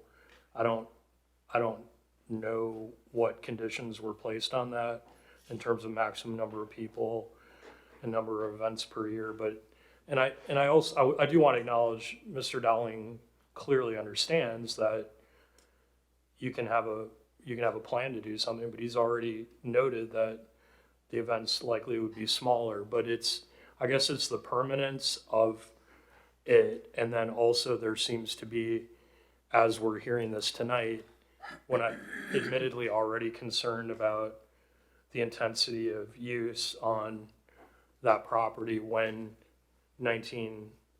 a total of 19 rooms will be placed on the property, that you also have an event center that's going to operate sometimes with more than 200 people. I don't know how to better articulate it than to say it just gives me pause. Because in all these applications, whether it's a tourist home or something more complex like this, it's ultimately we are making an exception to what would normally be a by right use in that zone, and there, I think it requires some navigation of these applications to reach a point that everyone can live with. And I've heard from longtime neighbors, including tonight, who are concerned about the scale of that part. And I think we've also heard, and maybe those comments from people like Ms. Meyer are informing my own thinking on this, but there's some validity, and I think something quite understandable in a comment that, hey, you know, if you're gonna have additional inn rooms right next to the inn, okay, I mean, but when people hear public events X number of times per year, this many number of people, I also understand that economic viability question, so it's a lot to navigate. So I believe that there's been a suggestion from the applicant that maybe, or the applicant's attorney, that maybe there's some kind of provisional period that could be agreed upon, or a lesser number of events, or I don't know. We really need to fix the number that's assigned to that event, and I don't mean to interrupt you, Mr. No, that's fine. Johnson. Please. But when Michelle was ever so capably reading the conditions this evening, it caught my ear that there's phrasing in there that we don't normally use. We normally use the phrasing not to exceed one event per week or one event per month. But the phrasing in this application is an average of 1 to 2 events per week, which is a very dangerous phrasing, because if you're looking at 2 weeks and you have no events one week and 4 events the next week, you're still only averaging 2 events per week. And we all know that there are times of the year that people are less apt to book events, you know, kind of January through March or different times of the year that use doesn't normally happen. And so you're actually looking at a much more intense use at other times of the year when it is an optimum time for those events. That's a good point. And that is, we've got to fix that. I apologize we didn't catch it at the Planning Commission, but that is not something that we normally use in our phrasing. I don't know, Mr. Brown, was that your proposal to use the word average, or did you ever consider a maximum of or not more than? That language does appear in our application materials, yes, sir. Okay. So I just want to be clear that that might be in their application, but it's not one of the conditions. Yeah, I saw and that. one of the conditions is not follow your application precisely, which perhaps you want it to be. And the only limitation on the number of events is within the health department details. And it sounds like the applicant would rather those details not be included relative to the septic system. And if that's the case, the board might be of a mind to have a different condition that restricts the number of events per year, month, day. Can I distinct from whatever the health department might impose upon them? Let me, and this might not be where Mr. Brown was going in his initial comments. In fact, I'm sure it's not, but hear me out. It seems to me that if we were to proceed with approval of the event space part of the application, I'm not saying I'm there yet, but if we did, am I correct, Mr. Curry and Mr. Brown, you're welcome to weigh in because you filed the application.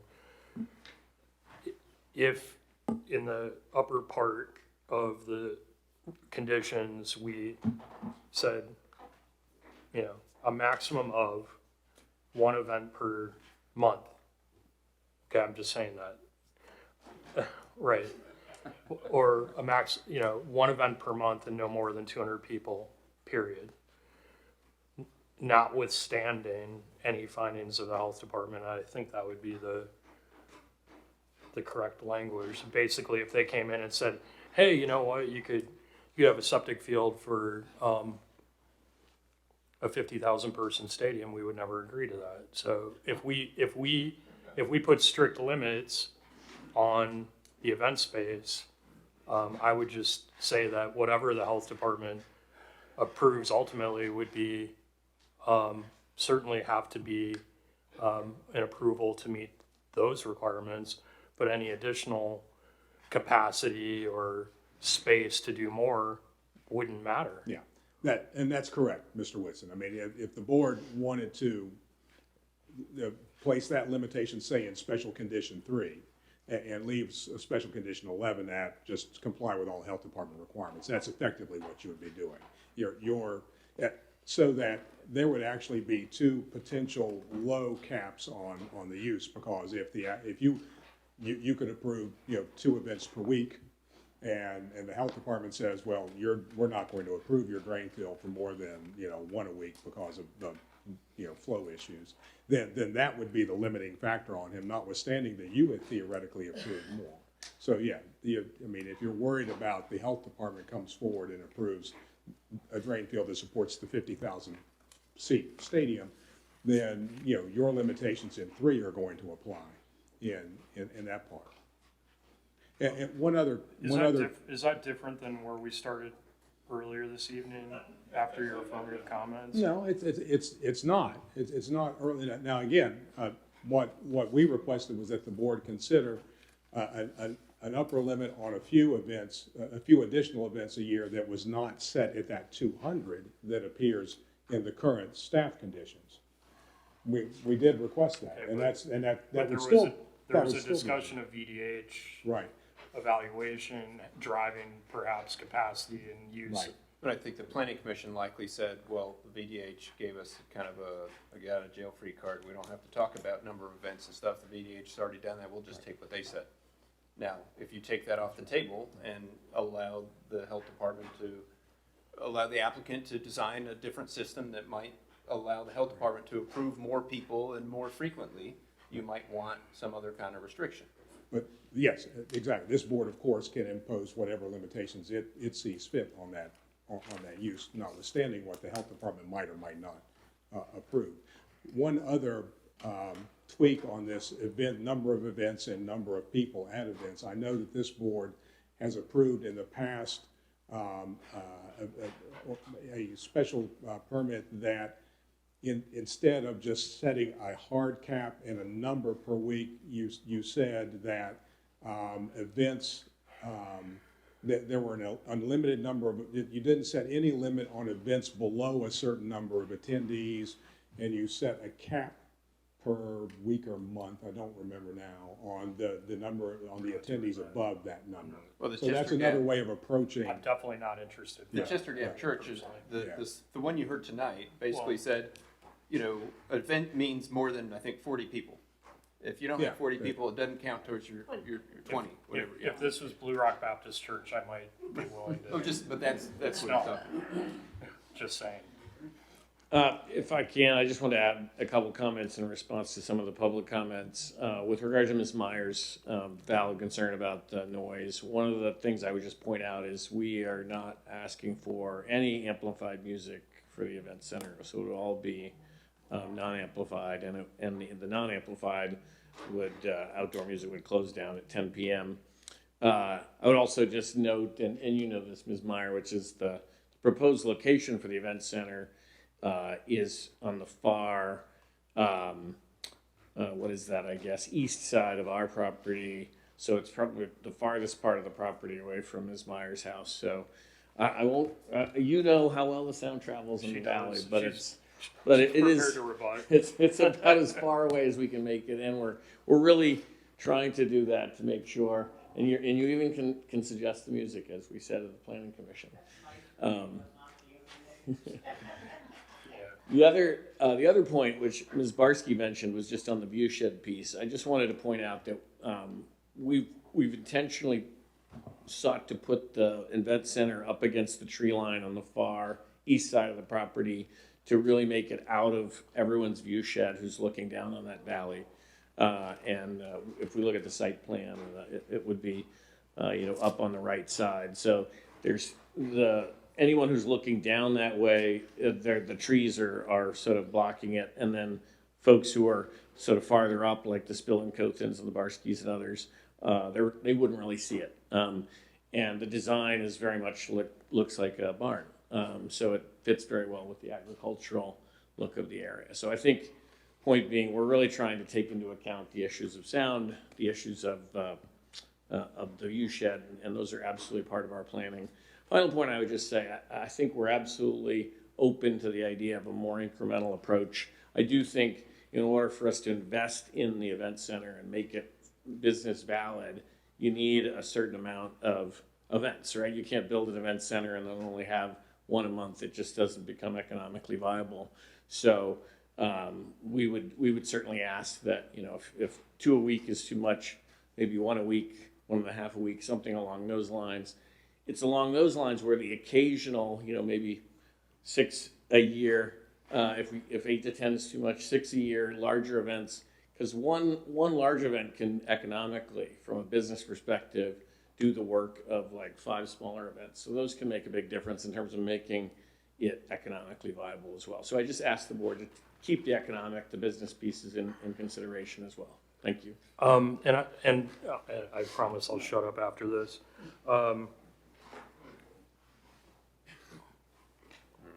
Wow. Well, that's okay. Go ahead. I did have a quick question for you. So I'm assuming that we're really talking about weddings. Sorry, I'm assuming we're talking about weddings for events. Weddings, I think there could be other events too, but weddings are certainly a big part of it. Weddings. I think that when people are running businesses in Rappahannock that are doing pretty well, we're pretty well served to try and support those businesses in the right way. I agree. We need them, big time.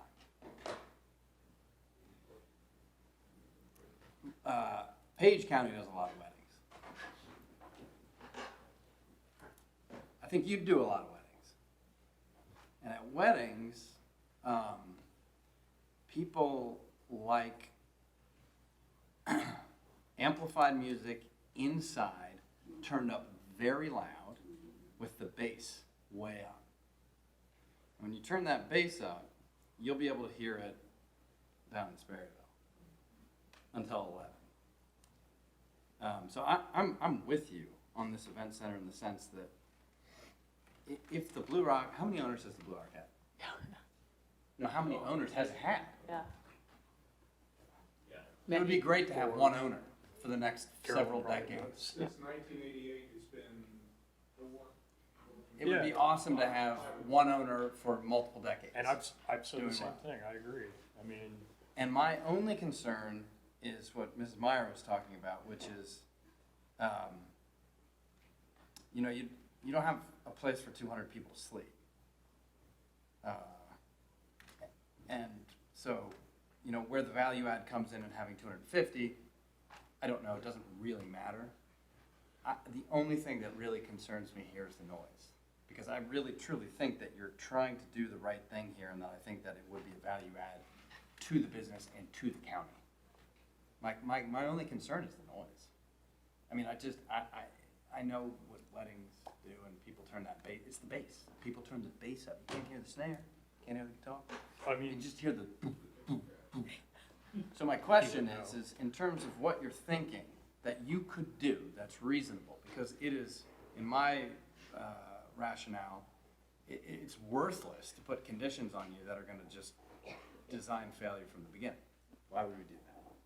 So my question to you guys is what could you, and I should just preface it by saying this, I don't think that your business is really going to work if it's not working with the neighbors. You seem like you need simpatico here. So my question is how does that look for you guys? How do you have weddings when it's really nice outside and you're packing people in and you can hear that music because I'm telling you, the bride and groom are not going to let you turn off the music at 11. Mr. Carney, yes. the condition requires no amplified music. Outside. No, Mr. Brown, I'm only talking about inside. Down at our brewery on Penn Druid Brewing, and we don't play loud music at all, but when we do the end of Oktoberfest and we set up our little PA stuff, I'm also a musician, I've toured for the past 20 years, I know this stuff. You turn up that bass, you can hear it everywhere. And a bride and groom are going to want to play that music till 11:30, and they're going to be asking the DJ, and all I'm saying is that I think there's probably a way that this could be negotiated in some sense. So, Just, my question is to you guys, and this is what Mr. Brown was saying, is that in what limited sense would you guys see something that would work? That at this meeting or the next meeting, it wouldn't be shooting yourself in the foot because it's just, what's the point? You need to invest for the future. That's my question to you guys. The only thing I can think of off the top of my head is just we could identify a decibel limit so that even outside, even if music's inside, you know, you can't exceed it. Bass is not about decibel. It's, I know this is a technical thing. It's really not about a decibel. It's about the size of the wavelength. It travels for miles. Like it'll be at 50. A chainsaw will be at 110. But you'll hear that bass 3 miles away. That's just a thought. There should be an engineering way to sort of meet the neighbor's interests. There is. And still be valid. And And I agree with you. I don't have the technical expertise to offer it right here, but if there's a way for us to put that in as a condition, then we'll figure out a reasonable solution on that. That seems like a good way to go. I mean, one thing, just to be clear, everything Mr. Carney said about the way you conduct your business, I agree, and I've told you that. I've been through all iterations of the Blue Rock, and you're doing things tastefully, beautifully. It's agricultural, it's equestrian feeling. I enjoy going there. I like your place. I like what you've done.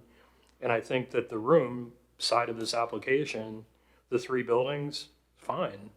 I'm fine with that, and I would support that tonight. And so my question is,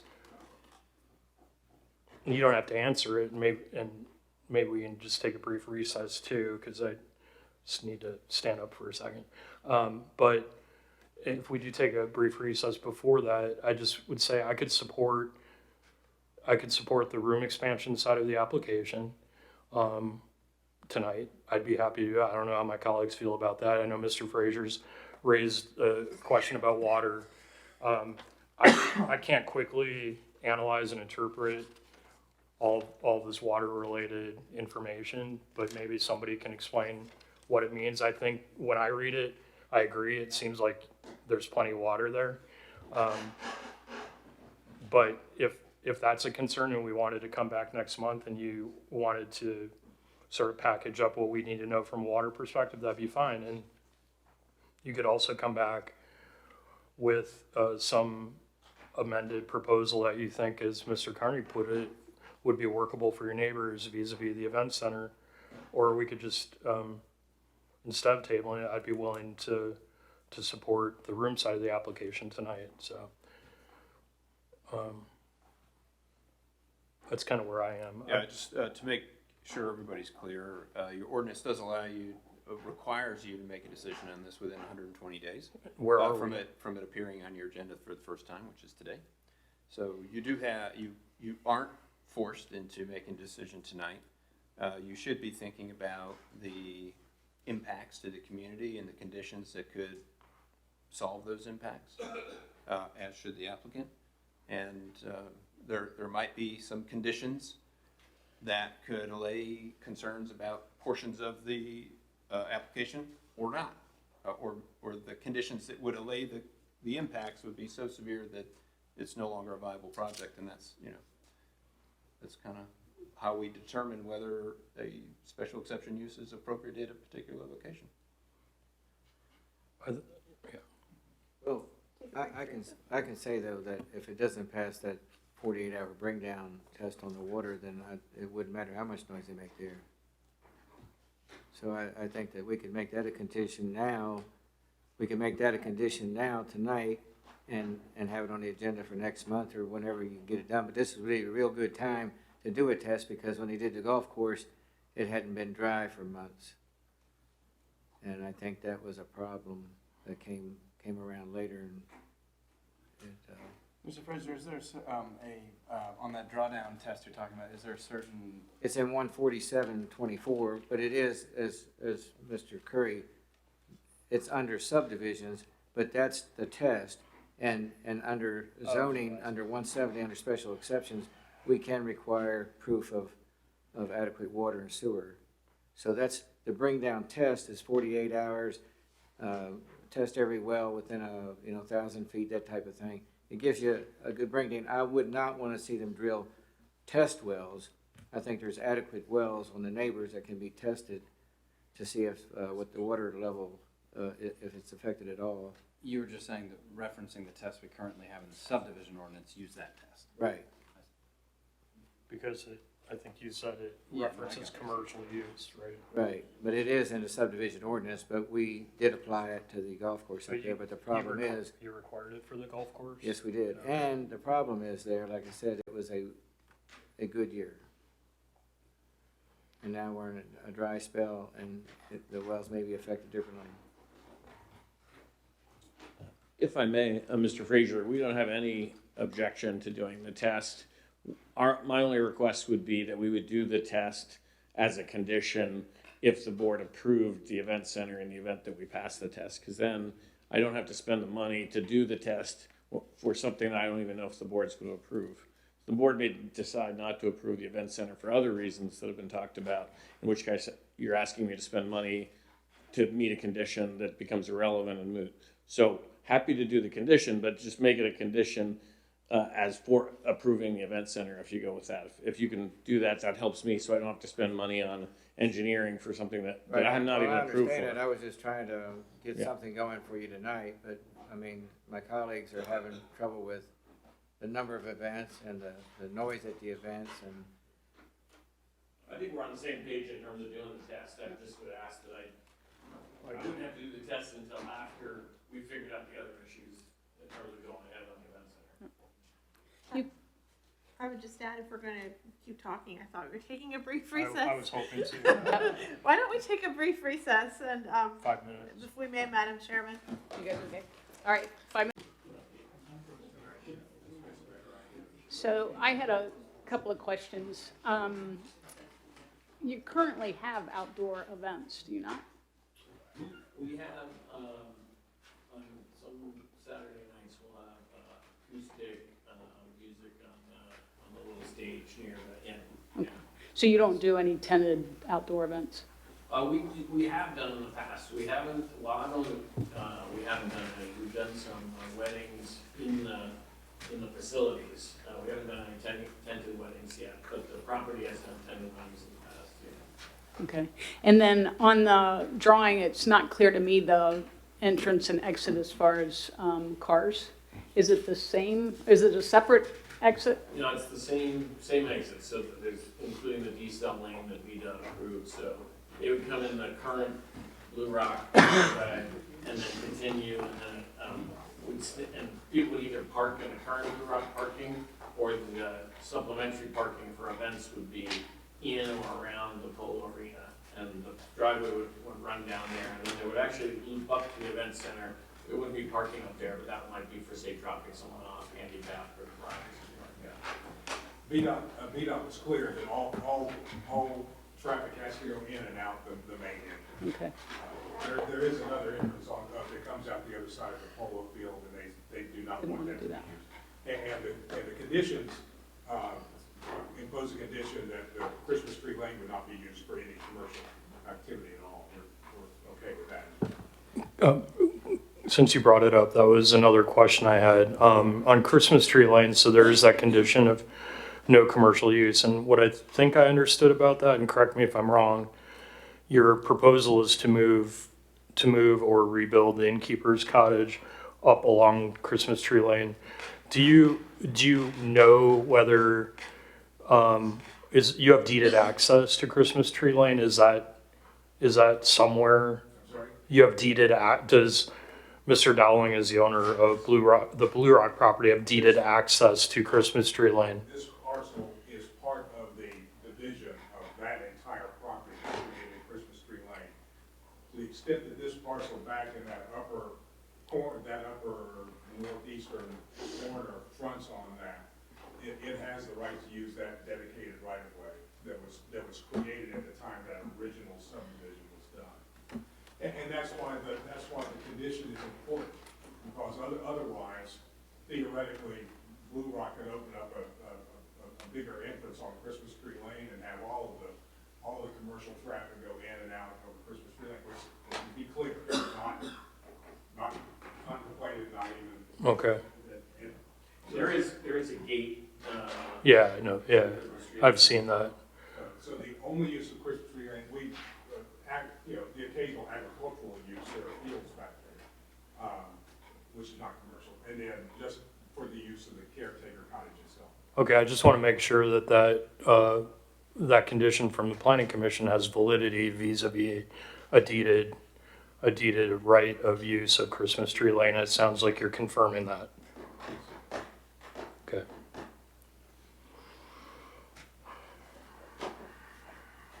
We've talked about during our break,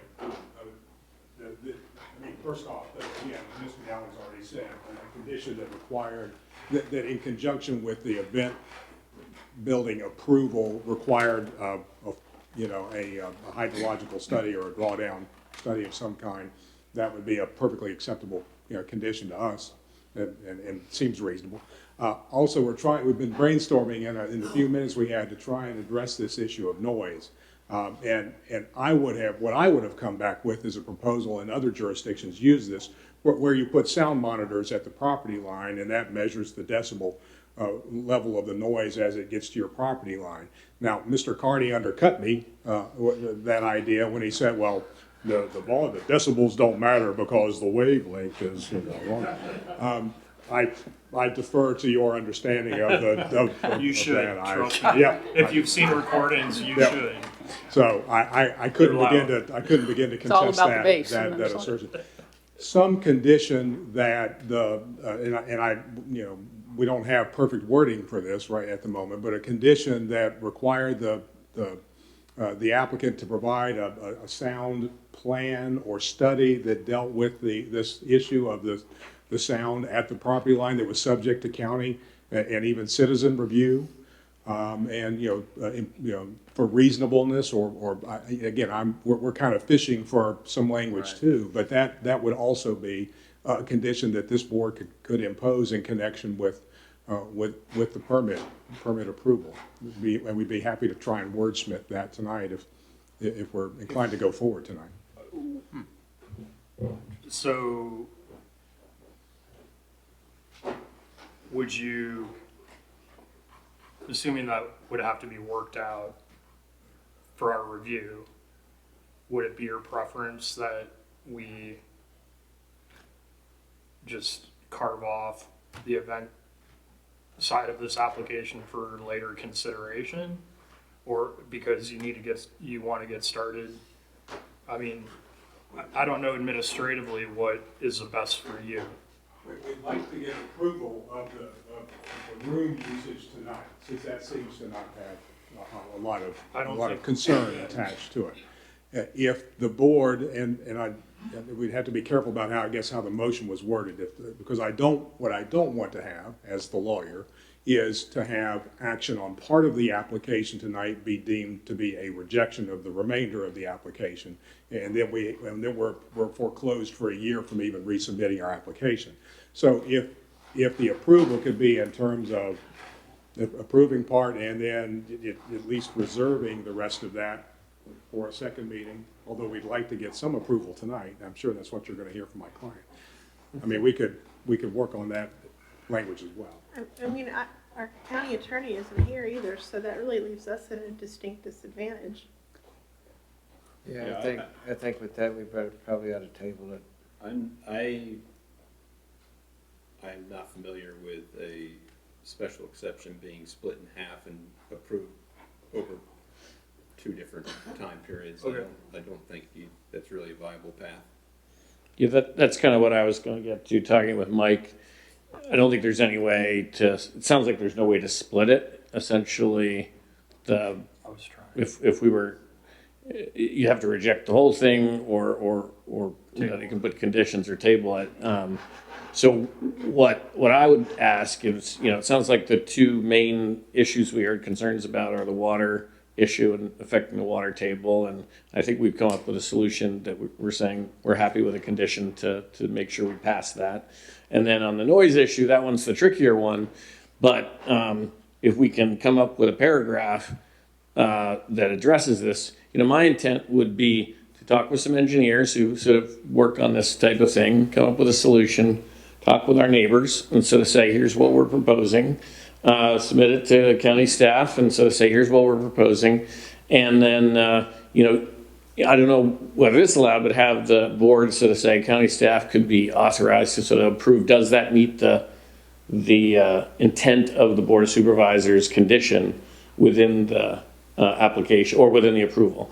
And we would be fine with that approach if that was something that the board would consider. I would absolutely be interested in that. I really don't want to do anything tonight that would ultimately put a chilling effect on the success.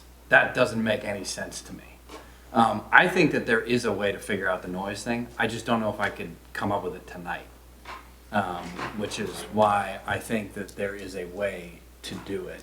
I just wanted to say about the noise too. I mean, we're talking about music, but what you're also talking about is a lot of people being on that property. And if it's a nice night, those people are going to want to be outside, and those people are going to be partying, and those people are going to be noisy. So amplified music, no amplified music, bass, no bass. 200 people are going to be noisy. So I just wanted to mention that. I think this is a very intense use for this agriculturally zoned property. And I've told Nick before, I think they're doing a lovely job with what they've got. I don't really have an objection to the additional sleeping rooms. I do think the stress test for the water is a great idea, because that, to my mind, we didn't rectify or deal with appropriately at the Planning Commission. But 200 people twice a week, that's a lot of people, and that's often. I live in a highway commercial zoned area on a quarter of an acre, and that is more than I put up with at my house. And here we're talking about agriculturally zoned properties that should be able to have peace and enjoyment on their property. That's my opinion. I also believe that we have not had a satisfactory response from VDOT to the question that came up at the Planning Commission. What if something's happening at this high school and something's happening at your property and everyone exits onto the highway all at the same time? And I know you said that verbally they said it was fine, but I have not seen anything in writing that says that that would be something that would be manageable. To my mind, that would be, say, graduation or a state level game, or Second Amendment sanctuary adoption, where you had 500, 600, 700 cars leaving the high school at the same time, plus now 100 or 200 cars leaving your venue at the same time. It's a very dangerous section of road already. I don't think anyone ever contemplated that there would be that much traffic through that Rock Mills area to the schools. And the other scenario that we have to consider is, I was driving home the other night on this divided highway, and I looked over on the other side of the highway, and there was a set of headlights going the way that they weren't supposed to be going. And we know this happens a lot in this county, more than anyone would ever think. And the scenario that we are creating with this proposal, that we are amplifying the intensity of with this proposal, is exactly the same that we hear so often in these other events, which is a divided highway. It's dark at night, people are leaving, they don't know the area well, they get to the divided highway and their little app tells them to turn left, so they get to the divided highway and they turn left. To make that right and come back around, to people that know the area and know that's the lay of the road, that's a very easy, logical thing to do. But to people from out of town, and it doesn't matter if you put a sign at the end of your driveway, as some other very conscientious folks that have a lot of visitors have tried to do. Human nature is, you see a 2-lane road and your GPS tells you to make a left, you make a left.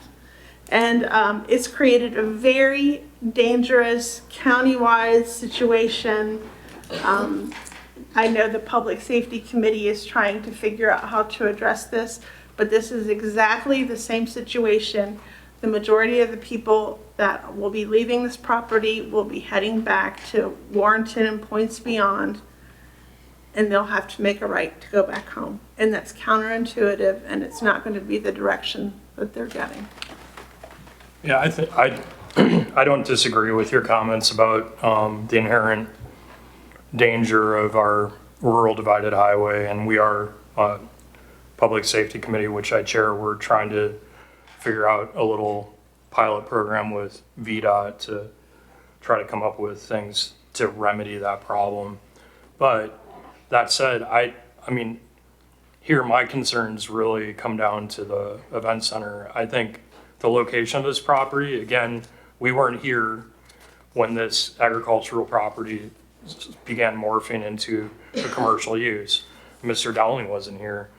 The fact is, it's on a 2-lane divided highway, setting aside the problems we have with our particular 2-lane divided highway. That's frankly probably about as safe of a highway setup as we have in the county. I mean, there are turn lanes, 2 lanes in each direction. So I agree that we have a problem about wrong way drivers, but I don't know that's necessarily the applicant's problem, is all I would say. It's a very unique circumstance that I never thought would Yeah. arise. Yeah, But we cannot deny that we are dealing with it on Yeah. a countywide level. We are, for sure. I just want to be careful that, I mean, we're trying to address that from a county perspective, and I don't necessarily believe that that's the applicant's problem to solve. I think that's really our problem to solve with VDOT. You could require a channelized entrance. What does that mean? If you're leaving Blue Rock, there'd be a Oh, I see. You can, concrete median that shows you right when you're coming in. yeah. Okay. That's a good point. Island out there, they'd have to run On their over. property. I think that's a good idea.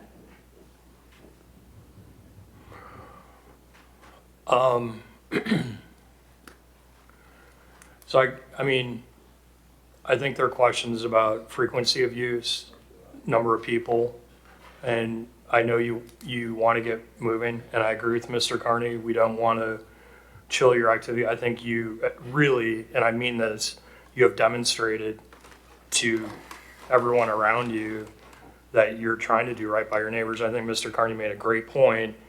You don't want to do anything that would jeopardize those relationships, because absent those relationships, then nothing else works well for you. And we don't need to tell you that. I mean, I think you've been working in a really calm, sensible, incremental way that I think anyone in Rappahannock County, whether or not people agree with this kind of use on an agricultural property, people can't deny the fact that you've been following the rules and you've been putting yourself through this zoning approval process. I don't want to delay this for the sake of delaying it. I think we've heard enough concern, and we have enough concerns, or at least I do, about the intensity of use in the event space. And Mr. Carney's raised valid, professionally based concerns about noise rather. And so I just wonder if it wouldn't make sense if we just came back next month and gave you an opportunity, one, to address the water question, and then two, to maybe repackage your application vis-a-vis the event center, and then let's take a look at it. I don't know that, I'm not sure what you mean, Mr. Whitson, by repackaging the application vis-a-vis the event center. I mean, we have one that's already been. Fair enough. And this is to Mr. Frazier's concern earlier.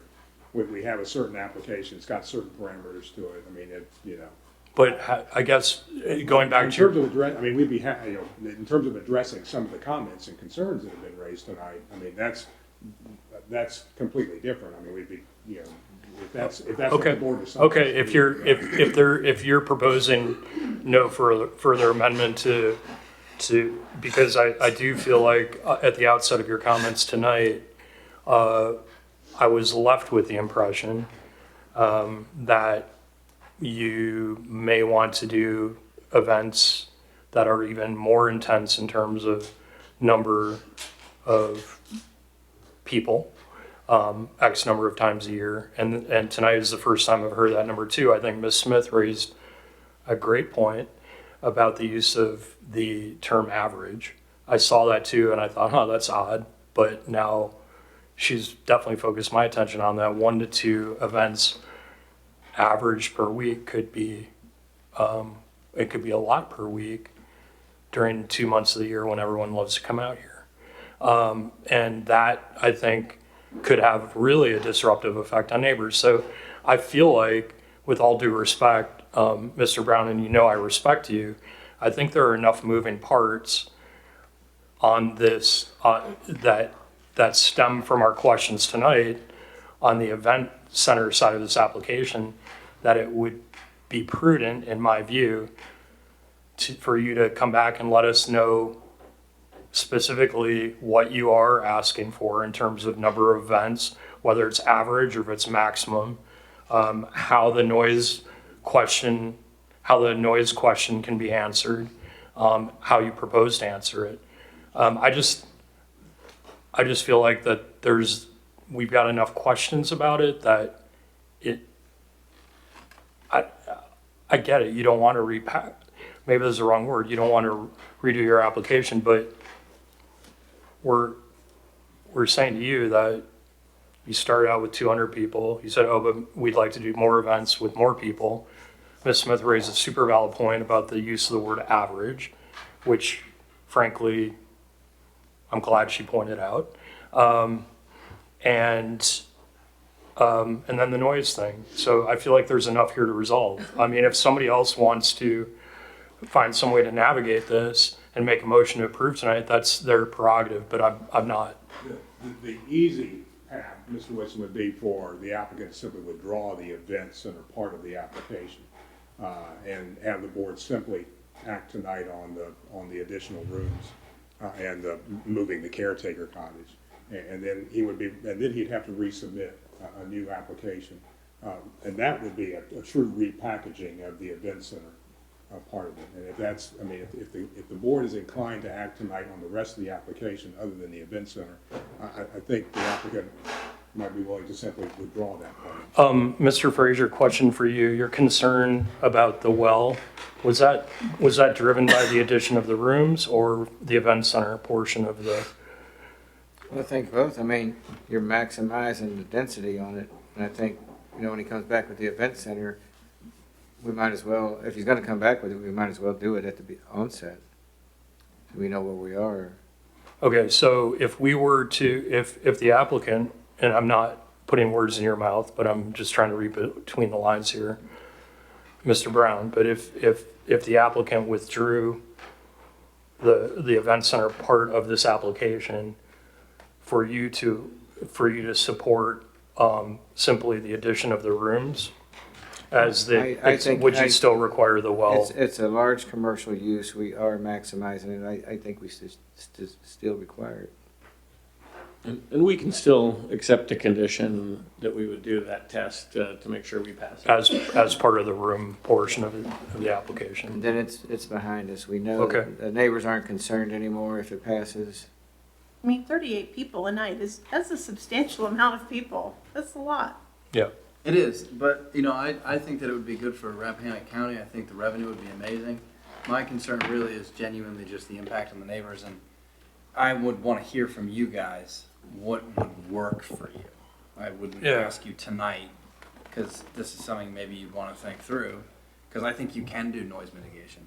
I think this is eminently doable, but that's my question to you would be, what would you prefer? I mean, would you prefer to separate this thing? Would you prefer to come back with conditions you guys have thought about? I mean, well, my preference would be to get it all, right. But with the two conditions of the water test and the noise mitigation proposal that we put in. But if the board's not inclined to do that because of the questions that Mr. Whitson said, I think our preference would be to deal with the other aspects of the of the application, if we can get those approved tonight, and then give us more time to answer some of the questions on the event center, and we'll come back to that with the new application. We would have to go back through the planning commission, so we get to see Ms. Smith again, but. Well, maybe not, it might be a new year, you never know. But that's the applicant's preference.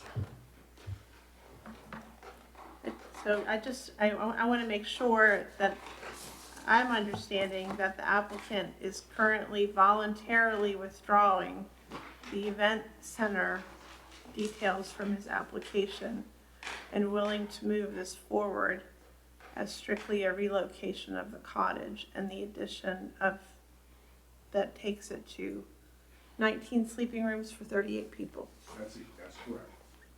And the And, hydrological testing, yeah, according to 14724, I think it is. Right, and that would be a condition, 21. And there were no, condition of approval of the application. and there, in terms of the planning commission conditions, I don't believe, the only condition I think that is not, I have to be quick here, the only condition really, the two conditions that are not really related to the event center, continued access for the cross-country team, and then no commercial access from Christmas Tree Lane. Do you want the new lodging rooms to be located where they're shown on the site plan? Yeah, but that's a condition, okay. Yeah, so what I'm reading here is condition 1, the country inn shall be developed principally in accord with the site plan included as part of the application package. Yeah. Number 2, the public schools cross-country team reserves continued right to use the perimeter of the property. 3 is no longer germane unless you want to keep a 200-person cap on the existing building. No. Amplified outdoor music is prohibited. Still require that if you wanted to. Maximum number of overnight guests, that's still germane. The authority to have the 50-seat restaurant is approved previous special permits. Oh, yeah, there was lighting. Exterior lighting, excess of 60 watts, incandescent equivalent, shall be downshielded. I don't know why you take that off. Caretaker cottage would still be appropriate. The use of Christmas Tree Lane still not appropriate for commercial vehicles or uses. Number 10 is required. The approval to allow second dwelling on the parcel remains, as does the prohibition against commercial uses, except that the commercial restriction is modified to allow the use of second home as a tourist home as long as there is a separate valid special exception, which you just approved. And then 11 would not be germane. So 12 would be germane, and that this would replace those old, any old special exceptions that allowed the restaurant in the first place and the inn in the first place. Yeah. And cleans everything up going forward. Okay. This is where Mr. Fraser says, would you repeat that? And of course, and the hydraulic now, testing is not required by tonight. 14721D. Okay, that's the addition. So, I'll go ahead and put forward a motion that we approve. Sorry, we switched the order here. Special exception number 23-07-02 Blue Rock Inn. Amend the country inn special exception permit tax map number 28-48 to include those planning commission conditions just reviewed on the record by Mr. Curry, applicable to everything other than the event center. Could I take that approach? Directly up? As I just read. So I'll just refer to the record and what he reviewed for us. And with the understanding that the special exception permit no longer includes the contemplated event center and is limited to the relocation of the innkeeper cottage and the construction of an additional 15 rooms and 3 buildings located on the footprint of the buildings that have been removed. And 147. And Mr. Fraser's. I read that. Yeah, Mr. Curry referred to the well test. I do think it is important for the record that it state that the event center was withdrawn, as opposed to it's Okay, the applicant turned withdrew. down or something. Yeah. And I might just add, withdrawn with the intention to To reapply. resubmit it based on the comments we heard. Is that your motion? That is, 9:38 time. Do I have a second? Refer to the audio. I'll second that. 9:39. We have a second, okay. We have a, Mr. Frazier. We have a motion and a second. Any further discussion? Hearing none. All those in favor say aye. aye. Aye. Aye. Any opposed? Thank you. Thank you all for your patience. Yep. Great discussion.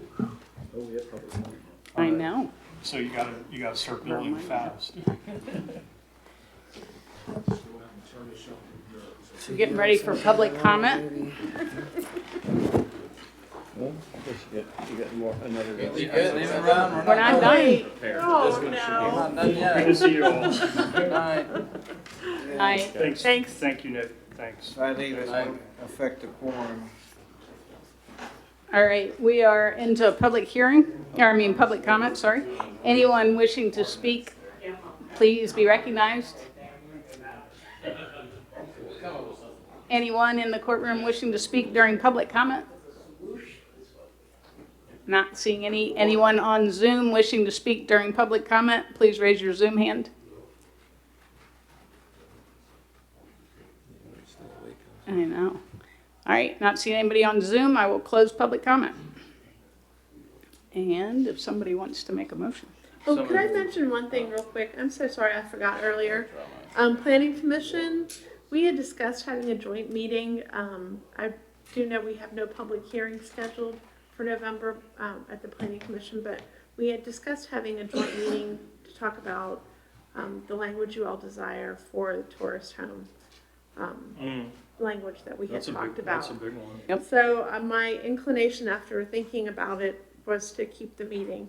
And if you all are free, let's have a joint meeting. Oh, on that Wednesday. Oh, At What's the Planning date? Commission. It's the third Wednesday, and my iPad died. I'm so sorry. Third Wednesday of November, The 8/15. 15th. Yeah. I will not be here. Excuse me. Will Well- Jill be available? I was going to say, if people can't come in person, could we do it electronically? sure. And I can do our part or whatever. Okay. I'm sure I can When Zoom is it in. this? The 15th, Wednesday the 15th Of would be December? the day of November. Oh, okay. 2 weeks. So I'll still be on the board. 1 week, 10 days. Goes Right fast, around the doesn't corner. it? Especially this time of year. Meet at Oh, 6 the or, fifth- oh, the 7. fifth- The fifth, are we, I'm still there. oh, you're still there, but I'll be back. I don't know. Yeah, that's the VACO. Oh, Said 7? 7 o'clock. Yeah, but I'll be back. Well, y'all can let us know. I can Zoom I in. can do it, I'll be back.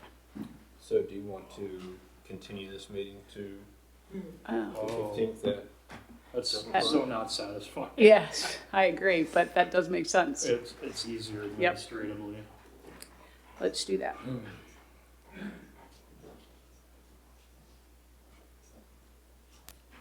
All right, everybody's got that, the 15th at 7 o'clock joint meeting with the planning You commission. need me to make a motion to that So I effect? need a motion to continue to 11:15 at 7 PM in the courthouse. That's my motion.